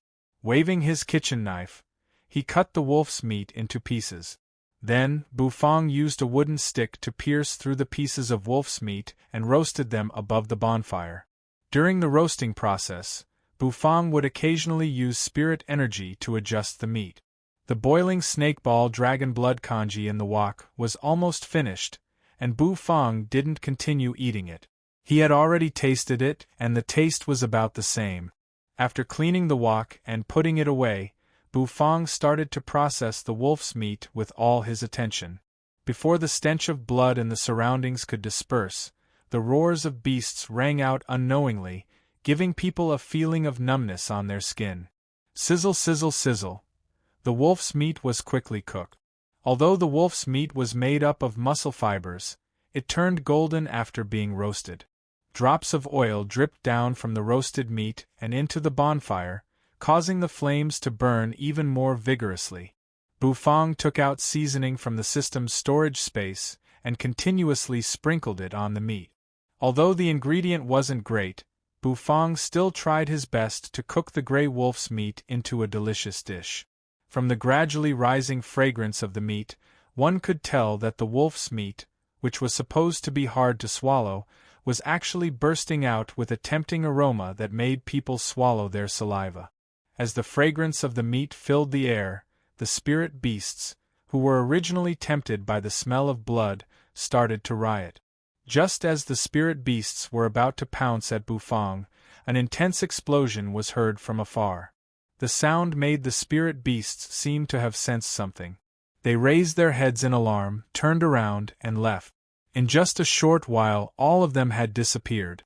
Bufang also looked in the direction of the explosion with a puzzled expression. He grabbed the golden and fragrant wolf meat and stood up. With a wave of his true energy, he swatted down his palm and extinguished the fire. Bufang grabbed the grilled wolf meat and slowly walked toward the location of the explosion. He had come to the 100,000 mountains in search of the fire seed of the 10,000 bestial flames. Could this explosion be related to the fire seed? Bufang thought to himself as he calmly walked toward the location with the fragrant grilled wolf meat in his hand. Xiao Bai's mechanical eyes flickered, and it nimbly followed behind Bufang. "Ha ha, someone from the clear sky pagoda?" A disdainful voice resounded and lingered in the sunken valley. The valley was gloomy and full of vegetation. On top of a towering tree, a gray-haired youth crossed his arms in front of his chest and looked at the figures below. These people were all wearing white robes with a small pagoda pattern embroidered on them. Without a doubt, this group of people were the experts of the Clear Sky Pagoda. The 100,000 Mountains was the home ground of the Clear Sky Pagoda. "You madman, you actually dared to wantonly kill the disciples of my Clear Sky Pagoda! Obediently surrender!" An old man stared coldly at the gray-haired youth and shouted. His eyes were filled with anger. The disciples of the Clear Sky Pagoda around him were also filled with righteous indignation. "I'm so scared. The Clear Sky Pagoda is really powerful. It actually dares to be so unreasonable." The gray-haired youth sneered. "I was the one who saw the 8th grade lion head demonic potato first. Your Clear Sky Pagoda's disciples wanted to snatch it from me. Who else can they blame for dying because their skills were inferior?" The elder of the Clear Sky Pagoda coldly snorted. His gaze fell on a jade-green plant in the distance. The plant's leaves were lush, and spirit energy circulated around it. Although it didn't seem special, the elder was startled because it was the 8th grade lion head demonic potato. An 8th grade spirit herb was naturally incomparably valuable. However, this isn't a reason for you to kill the disciples of my Clear Sky Pagoda. The elder took a deep breath and looked at the gray-haired youth. His eyes narrowed and the disciples of the Clear Sky Pagoda around him raised the longbows in their hands. The bowstrings were taut and they aimed at the gray-haired youth. The gray-haired youth twisted his neck and cracked a smile. However, the coldness in his eyes became even colder. A small power in the training ground is actually so arrogant. As expected, unruly people are born in barren mountains and unruly rivers. Since you are courting death, then go and die. The gray-haired youth laughed and the killing intent in his eyes surged. Buzz, a wave of fluctuation exploded. The elder of the Clear Sky Pagoda bellowed angrily. "Release!" Swoosh! Swoosh! One after another, rays of true energy shot towards the gray-haired man on the tree like a meteor shower. Every single arrow was extremely fast, whistling through the air as it tore through the air. The disciples of the Clear Sky Pagoda were all proficient in archery. With so many arrows raining down, it was almost impossible for the enemy to dodge. Among the disciples of the Clear Sky Pagoda, the strongest were at the 7th grade and the weakest were at the 5th grade. With so many arrows raining down, even an 8th grade war god would have to think twice before facing them. However, the gray-haired youth only sneered and the corners of his mouth curled up in disdain.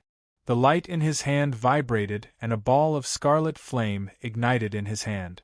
The flame burned fiercely and with a wave of his hand, it formed a wall of fire in front of the gray-haired youth.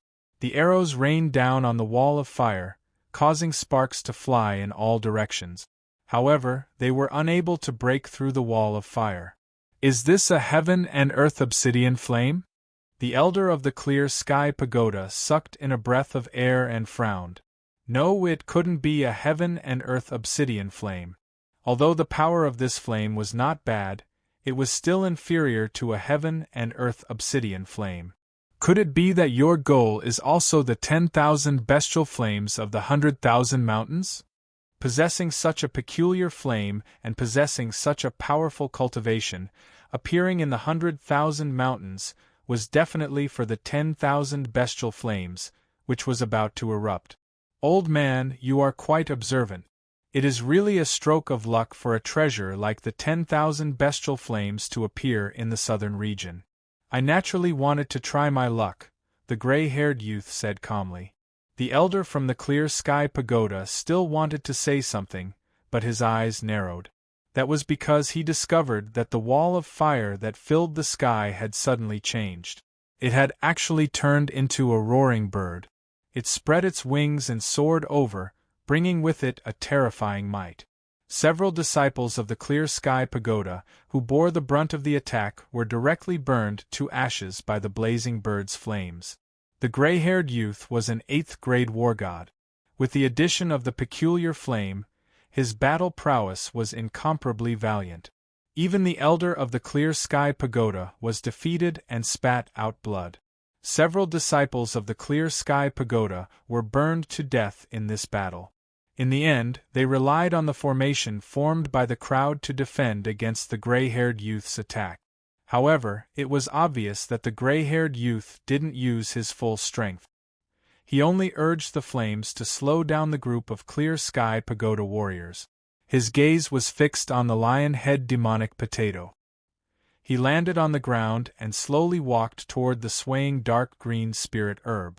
A rich fragrance filled the air, and he couldn't help but take in a deep breath. The reason why the lion-head demonic potato was called the lion-head demonic potato was because there was a demonic potato with the head of a lion growing under its dark green leaves. The youth grabbed the leaf and exerted his strength to pull it out. Along with a roar of a lion, a surging spirit energy filled the air. Soon after, the entire area seemed to be illuminated. Below the leaf, a lifelike golden lion's head appeared. The lion opened its mouth and roared. The youth looked at the lion-head demonic potato with satisfaction, and excitement appeared on his face. This lion-head demonic potato is an extremely delicious ingredient. It seems like I'm in luck this time. The gray-haired youth grinned and moved his nose to the lion's head. His face was filled with enjoyment as he sniffed. All of a sudden, his eyes focused and he looked into the distance. He coldly shouted, "Who's there? Come out!" The people of the clear sky pagoda, who were bitterly resisting the mysterious blazing bird of the gray-haired youth, were overjoyed when they heard the shout of the gray-haired youth. Could it be that the reinforcements of the clear sky pagoda had arrived? They excitedly walked toward the location where the rustling sound came from. Soon after, the joy in their eyes disappeared. This was because the person who appeared in front of them wasn't the reinforcements of the clear sky pagoda. Instead, it was an unfamiliar and skinny figure. It was a youth who was holding a skewer of golden roasted meat.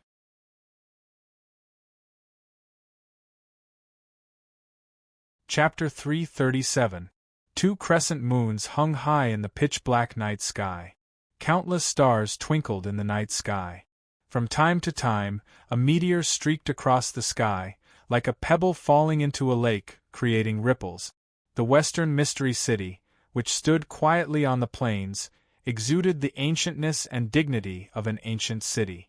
Outside the Western Mystery City, there were 2 figures wrapped in pitch-black long robes slowly approaching. Their strides seemed as though they were gliding. Every step they took would propel their bodies forward a great distance. Swoosh! A whistling wind blew past, blowing off the hat of one of them, revealing an ice-cold mask.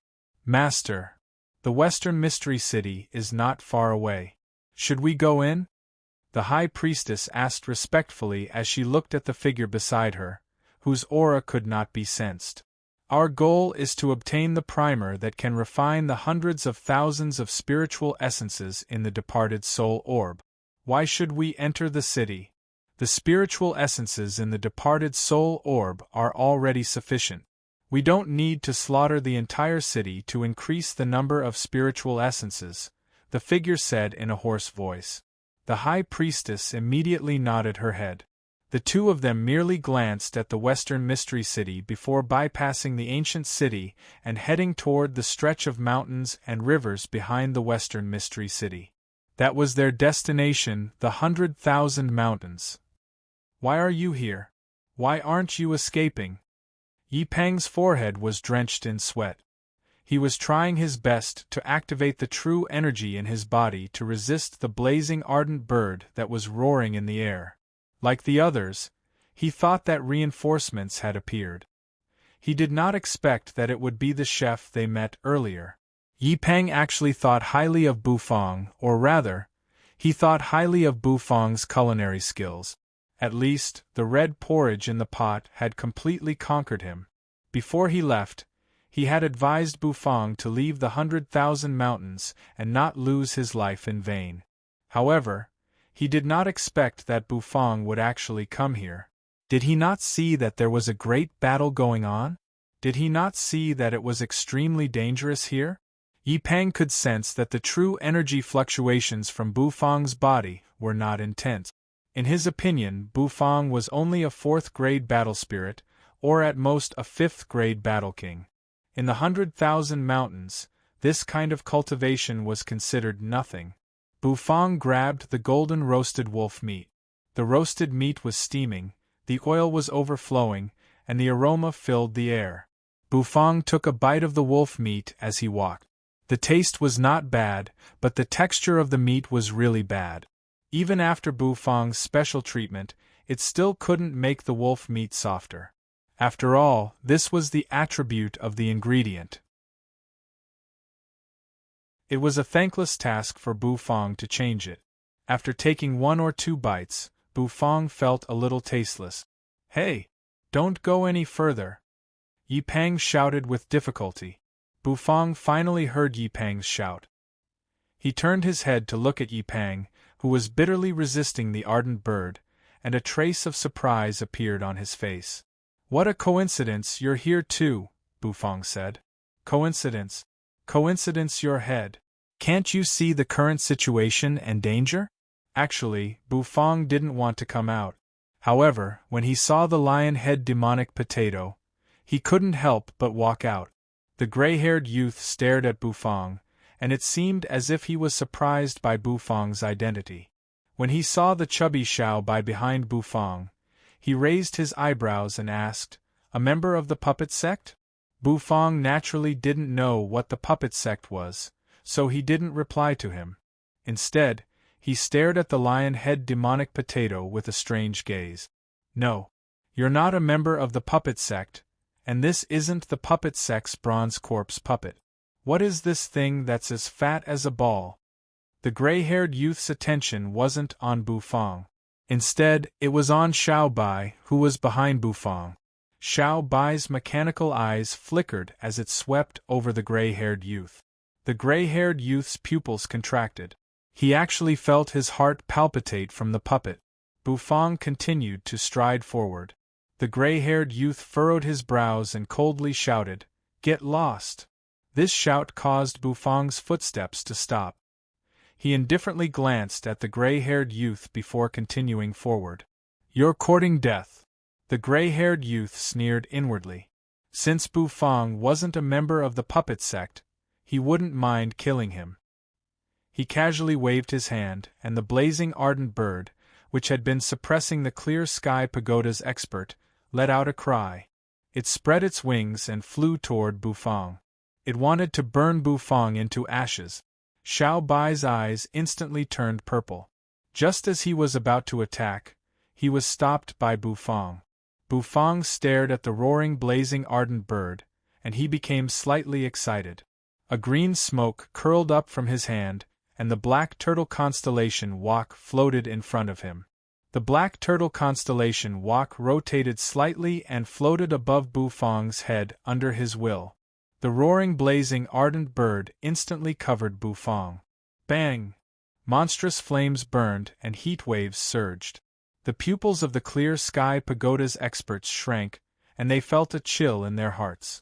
Even though the gray-haired youth's flame wasn't a heaven-and-earth flame, its might was still extremely terrifying. They had never heard of such a person in the southern region. "That guy is dead for sure." The woman from the clear sky pagoda looked at Bufang's position. The surging flames illuminated her face, turning it red. "What a pity!" Yi Peng lightly sighed.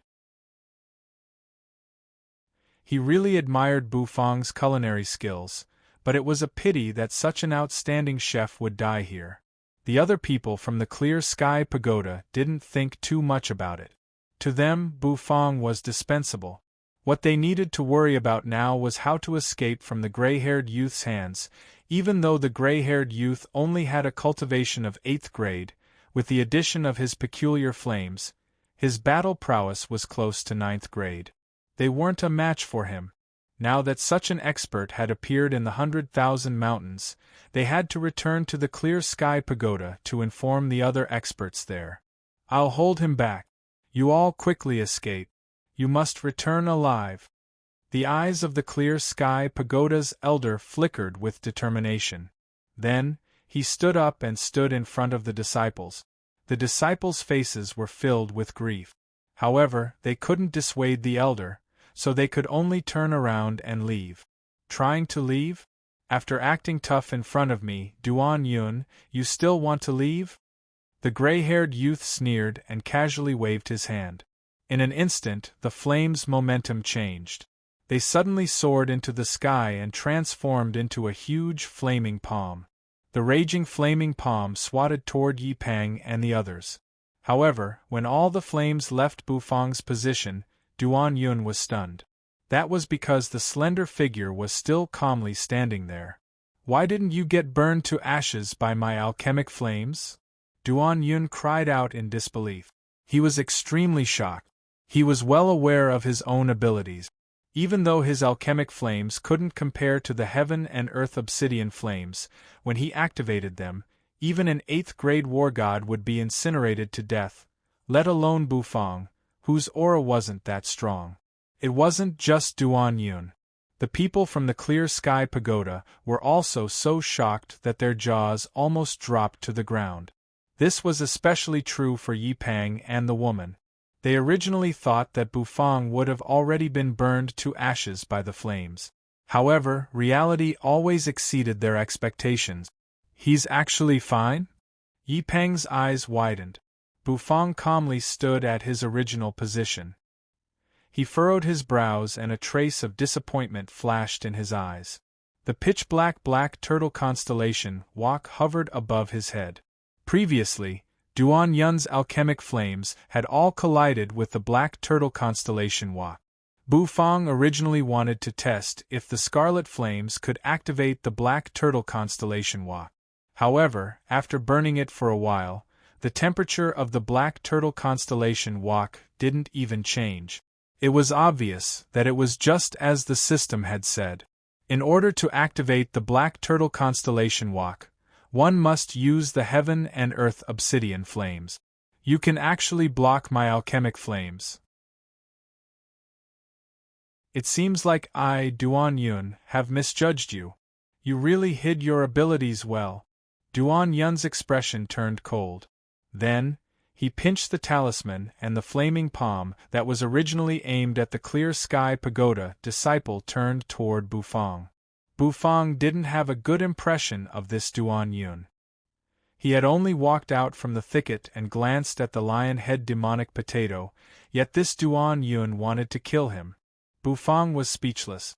Because he was speechless, he didn't feel anything. Bang! The flaming palm that blotted out the sky came crashing down. The entire ground seemed to have been set ablaze by raging flames. This time, he was definitely going to die, Duan Yun exhaled. The might of this palm was much stronger than the blazing ardent bird he had casually activated. He didn't believe that Bufang could survive this attack. Just the scorching temperature of the alchemic flames alone wasn't something an ordinary person could withstand. The increasingly powerful flames caused the mouths of the Clear Sky Pagoda disciples to twitch. If that palm had been aimed at them, they would have already been reduced to ashes. This time, I'm definitely going to die, right? Yi Peng looked at the burning ground with uncertainty. However, his pupils quickly constricted. This was because a figure slowly surged out from within the flames. Duan Yun's muscles tensed up. He stared at the flames. The flames swelled up and burned fiercely. With a whoosh, the flames were suddenly torn apart. A giant black wak slowly flew out from within the flames and smashed toward Duan Yun. What the hell was this wak? Duan Yun was stunned. He subconsciously wanted to slap away the black wak that was an eyesore. Just as his palm collided with the black wok, an expressionless face appeared behind it. Bufang grabbed the black wok and casually smashed it toward Duan Yun.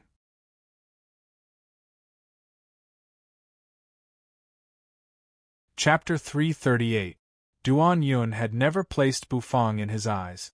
In his eyes, if one wasn't a supreme being, then there was no need to pay any attention to him.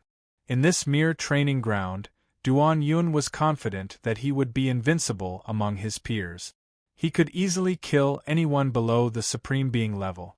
His confidence came from his background and his own strength and trump card. However, the black wok in front of him had completely smashed his confidence, causing him to be at a loss. It was just a wok. He felt that he could smash it into pieces with a single slap. However, reality was always so cruel.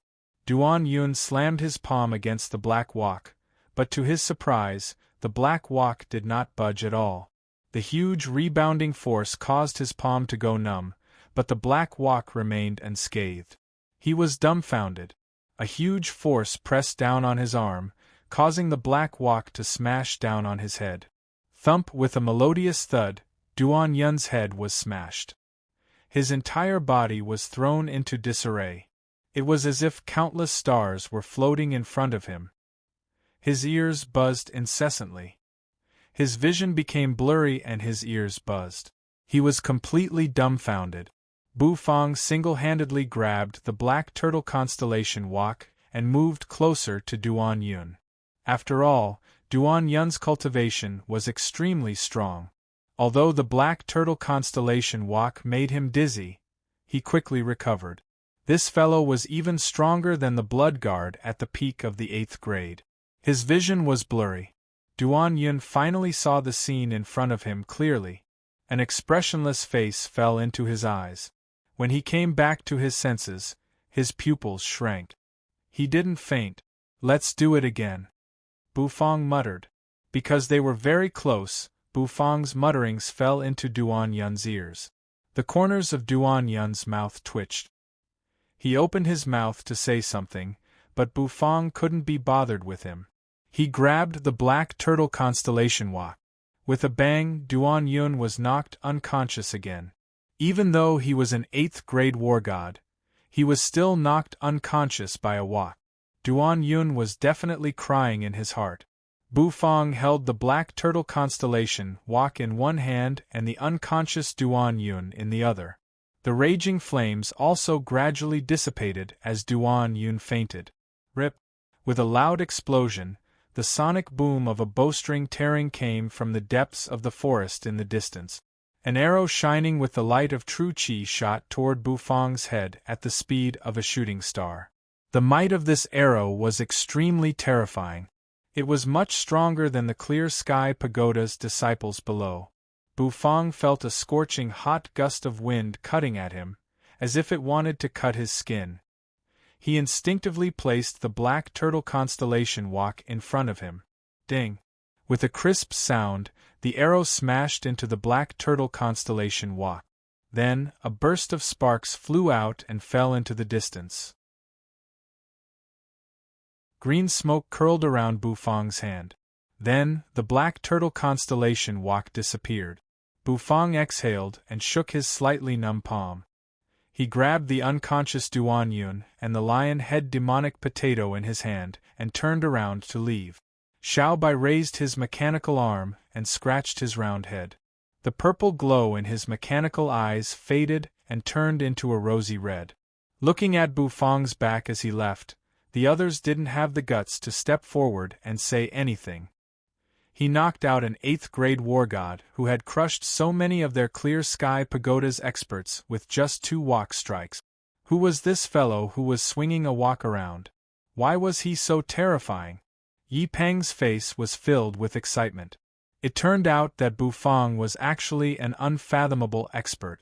He actually misjudged him. The woman and the stern-faced man were embarrassed. They recalled the advice they gave to Bufang and suddenly felt that it was ridiculous. Initially, they thought that they had saved Bufang from the wolves. However, they didn't expect that even without them, the pack of wolves would have become Bufang's delicacies. They had thought too highly of themselves, and had even put on a show in front of such a powerhouse. How embarrassing. Fortunately, Bufang didn't pay attention to them. Otherwise, they really wouldn't know how to face Bufang. Swoosh. Several figures dashed out from the dense forest, and at the very front was a rather beautiful young girl. Sister! Yi Peng's eyes lit up when he saw the beautiful figure. He waved his arm at the young lady and shouted. Yi Xiling felt a chill in her heart when she saw the miserable appearance of the crowd and the residual heat in the air. Without a doubt, her reinforcements came a little too late. However, she was also somewhat puzzled in her heart. Before she rushed over, she saw a figure standing in front of Yi Peng. That figure seemed somewhat familiar to her, but when she rushed over, that figure had already disappeared. Why do I feel that that figure is somewhat familiar? Yi Xiling furrowed her pretty brows and thought carefully. However, after thinking for a long time, she still couldn't figure it out. After all, it was just a glimpse. She didn't expect that she would stop thinking about it. She heaved a sigh of relief when she saw that many experts from the Clear Sky Pagoda were still alive. Although many disciples had fallen, there were still many survivors. You brat, be obedient and go back. This time, you almost scared me to death. Although Yi Xiling was silly, she still acted like an elder sister in front of Yi Peng and scolded him with dissatisfaction. She didn't act like a shadow following behind an Yin at all. Yi Peng grinned and then excitedly recounted the battle to Yi Xiling. He vividly described Bufang's unfathomable appearance. Duan Yun felt a jolt and a pain in his head that felt like it was about to explode. He sucked in a breath of cold air and slowly opened his eyes. Then, he saw a pitch-black night sky that was constantly moving backward. In the distance, the first glimmer of dawn could already be seen. Thump, thump, thump. Duan Yun felt as if his head was constantly moving up and down. It was rubbing against the ground, and he felt a burning pain. When he woke up, his eyes widened. Then, he discovered that he was being dragged on the ground by someone by his feet. This position was very awkward. Duan Yun felt an unprecedented humiliation, so he began to struggle. Who are you? Let me go. Do you know who I am? You unruly commoner of the training ground. Bufang grabbed Duan Yun's leg and suddenly realized that Duan Yun, who was behind him, seemed to have woken up and was chattering non-stop. Bufang furrowed his brows and turned his head to look at the gray-haired man who was glaring at him. The corners of his mouth twitched. Green smoke curled around his hand and the heavy black turtle constellation Wak appeared once more. Duan Yun looked at the black Wak in fear and then at the expressionless Bufang. Then, he realized that the black Wak was growing larger in his eyes. Dong. He was knocked unconscious again. However, with his constitution, he quickly regained consciousness. Bufang furrowed his brows and knocked him again. When he woke up for the third time, Duan Yun stopped struggling and lay lifelessly on the ground, allowing Bufang to drag him along. Since Duan Yun did not grumble, Bufang was too lazy to knock him out. He quickly walked out of the valley and found a good location before putting Duan Yun down. The sky was getting brighter and brighter. Soon, sunlight shone down from the outside and passed through the gaps between the leaves. It was reflected on the ground as though it was covered with crushed gold. Duan Yun finally felt the pressure from the black Wak disappear. He struggled to get up from the ground and rubbed his swollen head. He looked at the figure in the distance with grief and indignation. Looking at the figure, Duan Yun became even more indignant. He discovered that the lion-head demonic potato he snatched from the Clear Sky Pagoda experts had fallen into the hands of the Wak demon. The Wak demon examined the lion-head demonic potato for a while before turning his head to look at Duan Yun expressionlessly. His bright eyes gave Duan Yun a bad premonition. "Do you want to taste the delicacies of the mortal world?" the demon asked calmly. Duan Yun was taken aback. "Ah! Don't be afraid. I just want to borrow your fire to roast the sweet potato." Oh no, the demonic potato.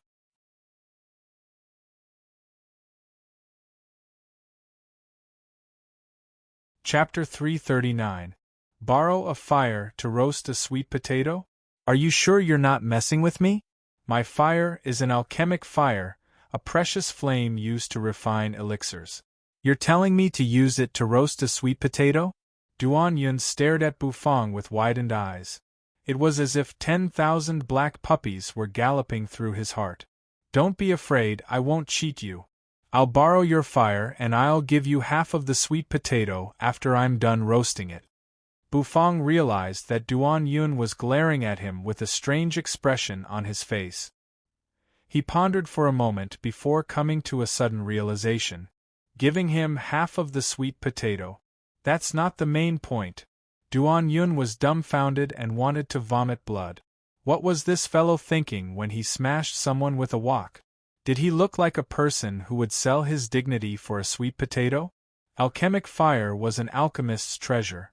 It was equivalent to an alchemist's face. How could he be so shameless for a mere half of a sweet potato? Alchemic fire is used to refine elixirs, not to roast sweet potatoes. I will never lend my alchemic fire to you. Duan Yun clenched his teeth and snorted. He turned his head away as if he would rather die than comply. Duan Yun's attitude slightly surprised Bufang. He didn't expect this fellow to have such a backbone. Bufang tossed the lion head demonic potato in his hand. A fragrant aroma wafted from the demonic potato, and Bufang couldn't wait to eat it. Duan Yun looked at the demonic potato in Bufang's hand, and seemed to have thought of something. He turned his head to look at Bufang in disbelief. The sweet potato you're talking about? Don't tell me you're talking about this lion head demonic potato? That's right. Don't stand on ceremony. I'll really share half of it with you, Bufang earnestly said. Puff. Duan Yun felt like vomiting blood in his heart. This was a freaking 8th grade elixir. What a precious ingredient it was. It could replenish one's essence, heal injuries, increase one's true energy, and refine it into an elixir that could strengthen one's foundation. It was an exceptional treasure. This fellow in front of him was actually planning to roast it. Was this even something that could be roasted? How could a roasted demonic potato bring out the full potential of its medicinal properties? What a waste. How could you use the demonic potato to roast?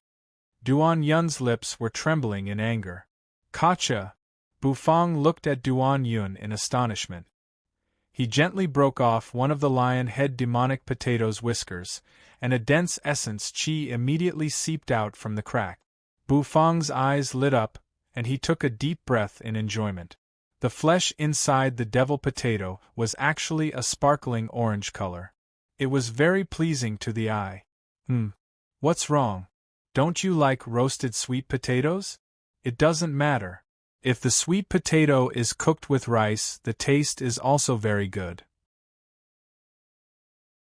But you still have to lend me your fire, Bufang said. The main reason why Bufang had knocked Duan Yun unconscious and taken him away was because of his alchemic fire. This was the first time that Bufang had seen such a strange flame. Its temperature was extremely high, and it seemed to have a mind of its own. A dish cooked with this kind of flame would definitely taste extraordinary. Who's talking to you about food? Duan Yun was furious. Is this guy's brain only filled with food? This devil potato could be used to refine elixirs. He might even be able to refine an 8th grade elixir. Do you want to lend me your fire? No way. This concerns the dignity of an alchemist. I can't lend you my alchemic fire, Duan Yun stubbornly said.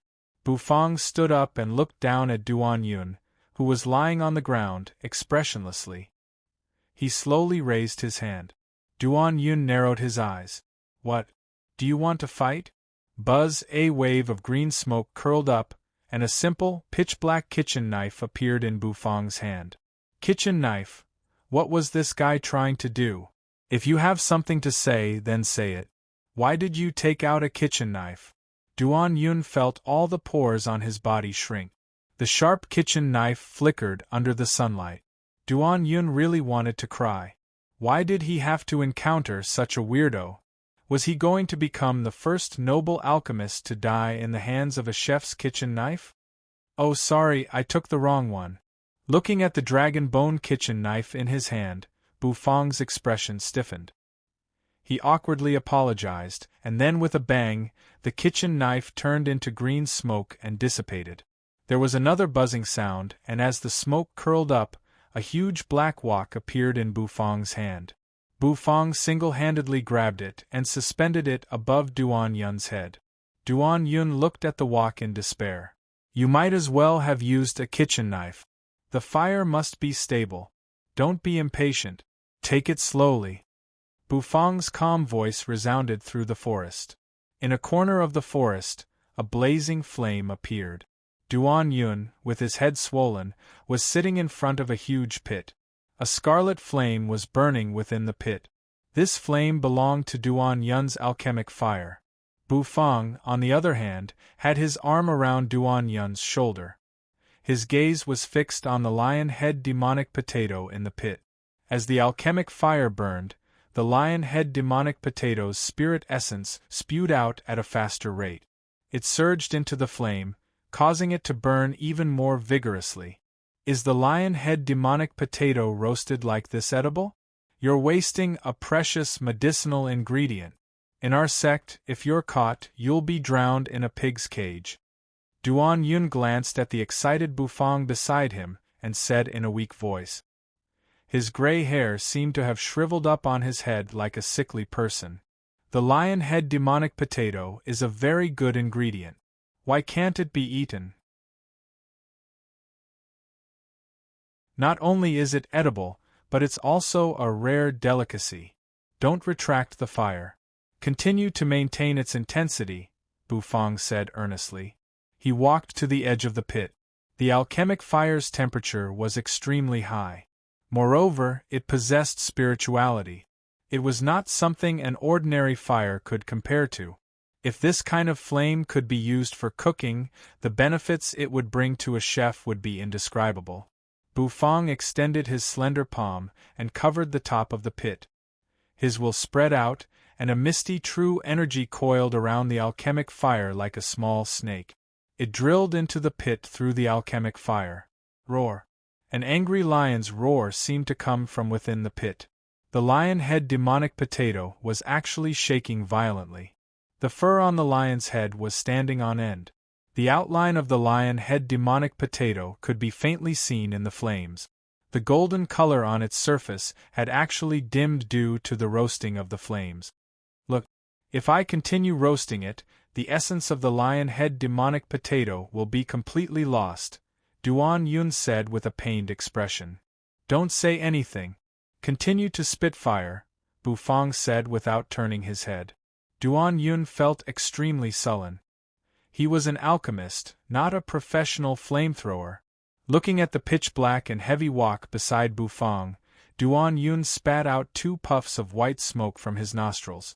He continued to control the alchemic fire. Bu Fang's true energy coiled around the alchemic fire. It actually separated the alchemic fire and coiled around the lion-head demonic potato like silk thread. This was the true energy cooking that Bu Fang was proficient in.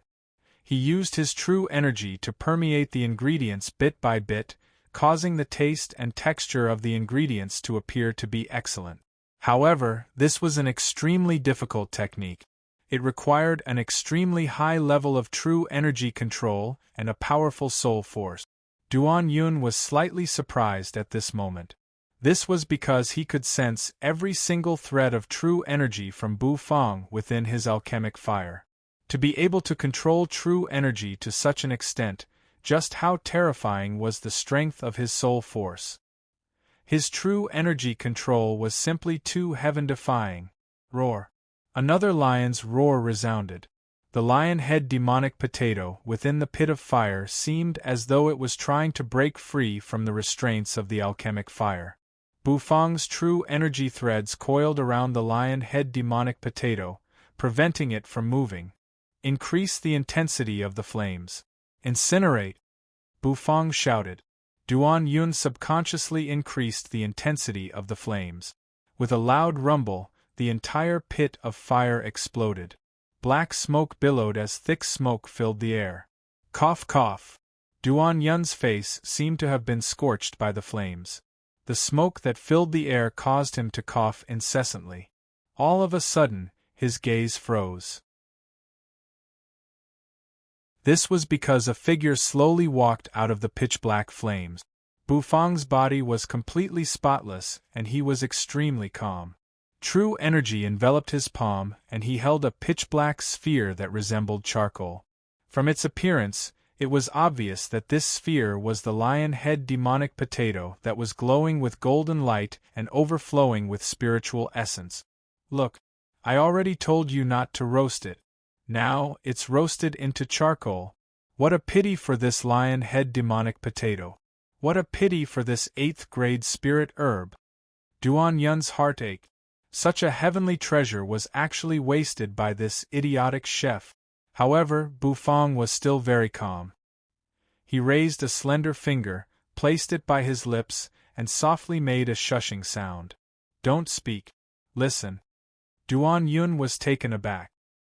He watched as Bufang flicked the pitch-black round charcoal with his finger. A sizzling sound rang out from the round charcoal, and the black charcoal peeled off. A lion's roar resounded from the charcoal, and a resplendent golden radiance shone from it. You're tuning in to the Phoenix Knights YouTube channel. Don't forget to subscribe and join us on this journey to catch the most captivating stories.